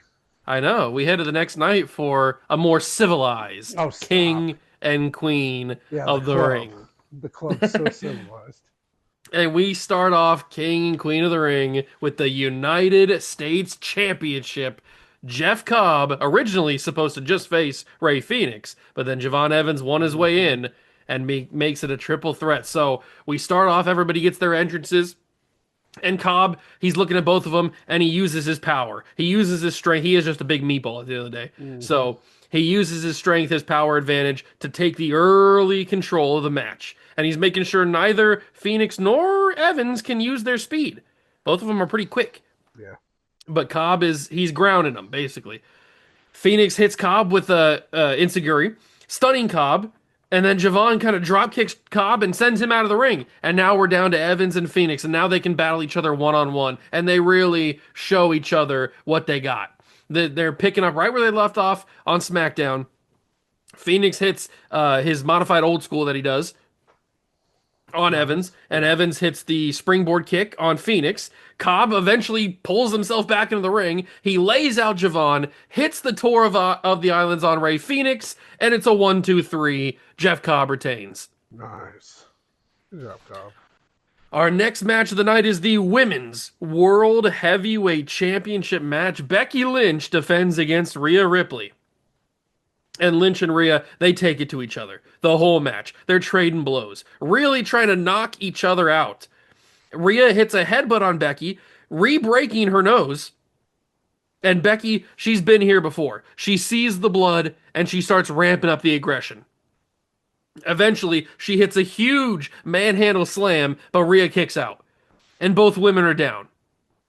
We get some silent, the crowd's going crazy, but both women are down, the referee's standing there. And then all of a sudden, Liv Morgan's music hits. And she shows up, she gets on the apron, Rhea's pulling herself up, she sees Liv, and she goes to take her down to try to stop her from getting in the, interfering in the match, but Liv jumps off the apron before she can touch her. So now Rhea, she's yelling at her, she's saying, go away, get out of here. And then she turns around, Becky catches her with a huge headbutt, paying her back. Nice. And then she hits a manhandle slam, sending Rhea to the mat, covering her for the 3 count, and Becky Lynch will retain. Yeah, I'll go Becky. And now it's time for our Queen of the Ring final. Tiffany, if you've been paying attention, you would have known Tiffany Stratton made it to the final, and Blake Monroe made it to the final. What is going to happen here? So both women are in the ring. The bell rings, and Blake walks over to Tiffany. She starts talking to her, but you can't really hear what she's saying. And then Tiffany looks confused, and then all of a sudden, Blake lays down. And the crowd's confused. The crowd doesn't know what's going on. The announcers, they don't know what to make of it. That's crazy. Tiffany doesn't even know what to do. Blake's telling her, she said, pin me, pin me. And Tiffany shrugs her shoulders and then covers Blake. 1, 2, 3. Tiffany Stratton wins Queen of the Ring. She gets up, she gets the crown, she puts it on, and then Blake goes to hug her, but Tiffany holds off at first. Kind of the crowd's booing like crazy. They don't know what to do. And then Tiffany says, come in here. And then they hug and they celebrate and they make the embrace. Nice. Oh, was it a ruse the whole time? A plan to get Tiffany the Queen of the Ring? A little BS. Whatever. Oh, It wasn't a finger poke. that's going to be a nice rehash of a Raw rivalry right there. Becky and Tiffany. Yeah. That's going to be big. Speaking of big, our next match is Roman Reigns and the Usos in 6-man action against the Club, featuring Braun Breaker and the Good Brothers. Let's go. Roman and Breaker, they take each other out for most of the match, while the Usos and the Good Brothers, they're battling outside the ring for a ton of it. Anderson and Gallows put Jimmy through the announcer's table, and then they take Jay out by hitting a magic killer on the floor. Whoa. So Jay and Jimmy both done. Roman realizes he's left 3-on-1. He's trying to figure out what he's going to do. He's in the ring. He's worn out. The Breaker and the Good Brothers get in the ring all together. and they're like standing all side by side, and they're smiling. Breaker's smiling because he knows he's got Roman. Mhm. So Gallows starts to move towards Roman. Roman spears Gallows. Oh, And then Anderson starts to move towards him. Roman Superman punches Anderson. nice. And now it's just 1-on-1. Oh. He's even the odds. Let's go. Roman goes, he's ready to go. He's gonna take out Braun Breaker. He goes for the Superman punch on Breaker, but Breaker catches him with a spear in the midair, Oh. taking Roman down. Roman's done. He can't move. Breaker covers him. 1, 2, 3. Oh my god, I can't believe it. Braun Breaker has beaten Roman Reigns. No way. That's not real. And now it's time for maybe the most anticipated match of the night. Last man standing. Johnny Gargano versus Tommaso Ciampa. How can they one up? This rebel heart. How can they one up their unsanctioned match from SummerSlam? Well, they go to war the whole match. Oh, nice. They battle all around ringside area, from the announcers area to the front row of the crowd, all the way across. They're battling like crazy. Ciampa goes and he picks up that same toolbox that Jade and Charlotte used. Nice. He goes, Well, bloody. yeah, a little bit of dried blood on there. He picks it up, he opens it up, and he goes in there. The camera's not really like showing what's inside. They're just kind of showing the side view. And Ciampa pulls out a pair of pliers. No. And he goes over to Johnny, grabs his head, grabs the hair on his head, takes his ear, Ah. and puts the pliers on his ear, Ah. the lobe of his ear, and he starts pulling, yanking on that ear, trying to rip it from his head. Oh my god. It's like And Jeff he's Hardy almost- and Randy Orton. They use a screwdriver in that No, one. I know. I'm just saying it's kind of like. But basically, you said Jeff Hardy. He basically pulls the earlobe to make it look like Jeff Hardy's my earlobe, how like the long. He's yanking on it. He just pulling, and Gargano's just screaming in pain. He can't believe it. So then he gets done with that. He hits Gargano on the top of the head with the pliers for a good measure. Then he goes over and he separates the steel steps, takes the top half off, and he throws that down. And then he goes and grabs Gargano, grabs his foot, and puts it on that bottom layer. Oh, Then he picks up that top layer and he smashes it down on Johnny's foot. Oh my god. And Johnny's just writhing in pain. He can't believe it. He doesn't know what to hold because everything hurts. Johnny's in so much pain. He can barely beat the 10 count, but he just, on one leg, as the referee gets to 9, he just pulls himself up. And now he's angry. He thought he had done it. He thought he had put Gargano down. He's furious. So he continues to just absolutely destroy Johnny.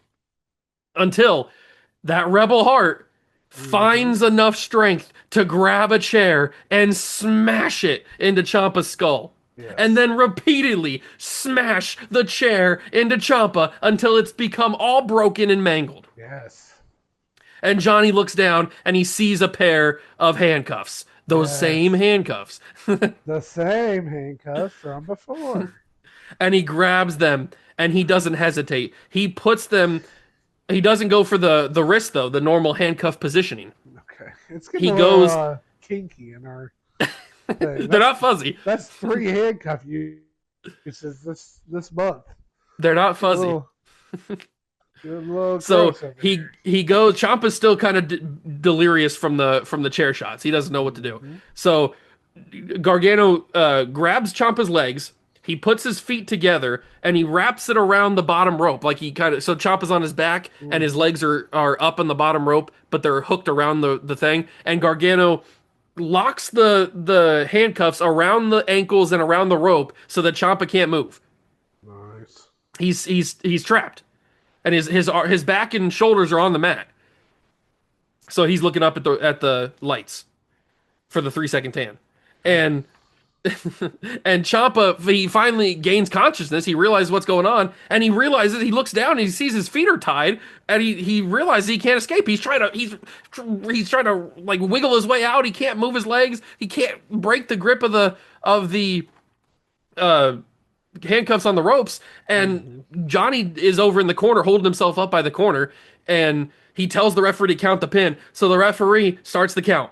And Ciampa's squirming. He's trying desperately to break the handcuff. He can't do it. He's trying. The referee gets to 8 to 9. Ciampa's doing everything he can. He's got his trying to reach his arms down to try to get it. He can't do it. The referee gets to 10, and Johnny Gargano has survived the last man standing. Yes. Let's go. Now we go to the king of the ring final. It is Gunther and Ilya Dragunov. And these two men, they could be considered wrestling soulmates. Mm-hmm. This match, it harkens back to their NXT UK days, when they would just absolutely destroy each other. And they do the same in this match. The chops in this match are more than vicious. They're devastating. It's just stiff move after stiff move. Nobody's budging. Gunther hits power bombs. Ilya hits a clothesline. Gunther hits a drop kick. Ilya hits a headbutt. Gunther tries to lock in the sleeper, but Ilya's able to escape. He takes that momentum, so they're standing up on the sleeper, and then Ilya breaks out of it, runs to the ropes, goes for the Constantine special, and he connects on it with takes out Gunther. Then he goes for an H-bomb, and he hits the H-bomb, but he knows that one H-bomb's not gonna beat Gunther. No. He knows. He's wrestled this man plenty of times. He knows that one H-bomb's not gonna beat him. So he goes up, hits another one. No. Goes up, hits another one. Goes up, hits a fourth H-bomb. Gunther's just a pile of mashed potatoes at this point. Mm-hmm. He covers Gunther. 1, 2, 3. Ilya Dragunov has become the king of the ring. Wow, that shocked me. I wasn't expecting that. And it's main event time. Oh, here we go. Cody Rhodes defends the heavyweight title against Oba Femi. Dun, dun. Dun, dun. Whew. Dun, dun. And Cody knows going into this match that Oba wants to tear him limb from limb. Mm-hmm. He knows that. He's not stupid. He knows what Oba wants to do. No, just dumb. So he tries to avoid Oba as long as possible. He does a good job at it too. For a while, he's able to avoid. But eventually, Oba catches him. Oh, no. And now it's on. Oba tosses Cody around the ring. He hits him with some nasty open hand, slaps to the chest. And Cody, he's crumbling in pain. He realizes he needs some help. So he signals to the back. He's waving for the club, and they come down. Yeah, crap. And Oba, he's not having it. He immediately clears them away. One by one, takes out the Tongans, takes out the Good Brothers, takes out, or gets ready for Braun. Now it's just him and Braun. And they battle on the outside while Cody's distracting the ref, so it's not a DQ. Mm-hmm. Oba and Braun are going after each other, and Oba finally takes out Braun. He gets back in the ring. Cody grabs him and starts to go for, or he grabs Cody and starts to go for the fall from grace, but Cody's able to jump off of it, and as he's jumping off of it, he bumps into the referee, and the referee goes down. Oh, crap. Then, the crowd starts to make noise. And then? And from out of the crowd, someone appears. Oh, great. And they get in the ring. They're a hooded figure, not a masked figure, just a hooded figure. You and your mask. It's just a hood. It's a black hoodie. It's the Samoan style. SmackDown. Goodness. They get in the ring, and they hit Oba across the face with the championship. Oh. And Oba's laying there flat on his back. He's out. So the hooded figure gets out of the ring. Cody picks up Oba. Struggles, because Oba's a big dude. Struggles, but he gets him up. Hits the crossroads. Spikes Oba. Referee crawls to the cover. Counts the pin. 1, 2, 3. Somehow, some way, Cody Rhodes has again kept the title. This is ridiculous. And as Cody gets his hand raised, on the outside, the guy comes back into the ring, stands next to Cody, rips the hood off, and it's Austin Theory. Oh, come on. What? The Why? crowd goes crazy. They're booing like crazy. And Cody's just got that cheeky little smile he has. And Theory raises Cody's other arm as Cody raises the world title. And we go off the air, King of the Ring, with Austin Theory joining the club. Oh, my God. Cody's always got a plan, man. Club seems like a knockoff Vision to me. Ugh. Well, if you want to trade me Bronson Reed. He's out. He's hurt. Torn quad. Oh, I can't believe this theory. What are you doing? He's been disrespected so much. Joining the freaking club. Are we serious? And what do we think of this Tiffany Stratton Blake Monroe situation? I don't know. It worked out in Tiffany's favor. That's all I'll say for that. Now she's going. So now we know the main events. We Yes. know for Money in the Bank. We know it's going to be Tiffany Stratton taking on Becky Lynch. And it's going to be Ilya Dragunov taking on Cody Rhodes. Yeah. So Cody's got to find another plan to take out Ilya. So that's going to be pretty crazy. So we'll have the 2 world title matches and then the 2 Money in the Banks, and then I'll probably throw one more match in there. Yep. So and my next pay-per-view is No Mercy. So we'll see. We got a new No WWE Mercy. champion. We got a new Intercontinental champion. I think that was all that changed. We still got John Cena's retirement tour. So things are getting crazy. We got a new GM. Yeah, Nick Aldis. A third GM. That's pretty cool. Nick Aldis has arrived, people. He's leading Raw into a new era. All right, and he's wearing a bunch of red suits now instead of blue suits like he does in real life. The landscape has changed. For sure it has changed. Now he's got a new champion to deal with. It's kind of like when an NFL team fires their head coach and gets rid of their quarterback, they hire a new head coach and get a draft a rookie quarterback. Now you got a new era. Plus the Beast is back. Yeah, but he went crazy on Seth. I don't know how Seth's going to recover. Obliterated. Seth's going to be like that guy in SpongeBob who's got the whole full body cast. My leg. Saying that his body's made of glass or his bones are made of glass. Seth is out. That's what you get for that was a crazy. Paul. Yeah, that was a crazy month of September. That's for sure. Mm-hmm. Seth's slowly losing his mind.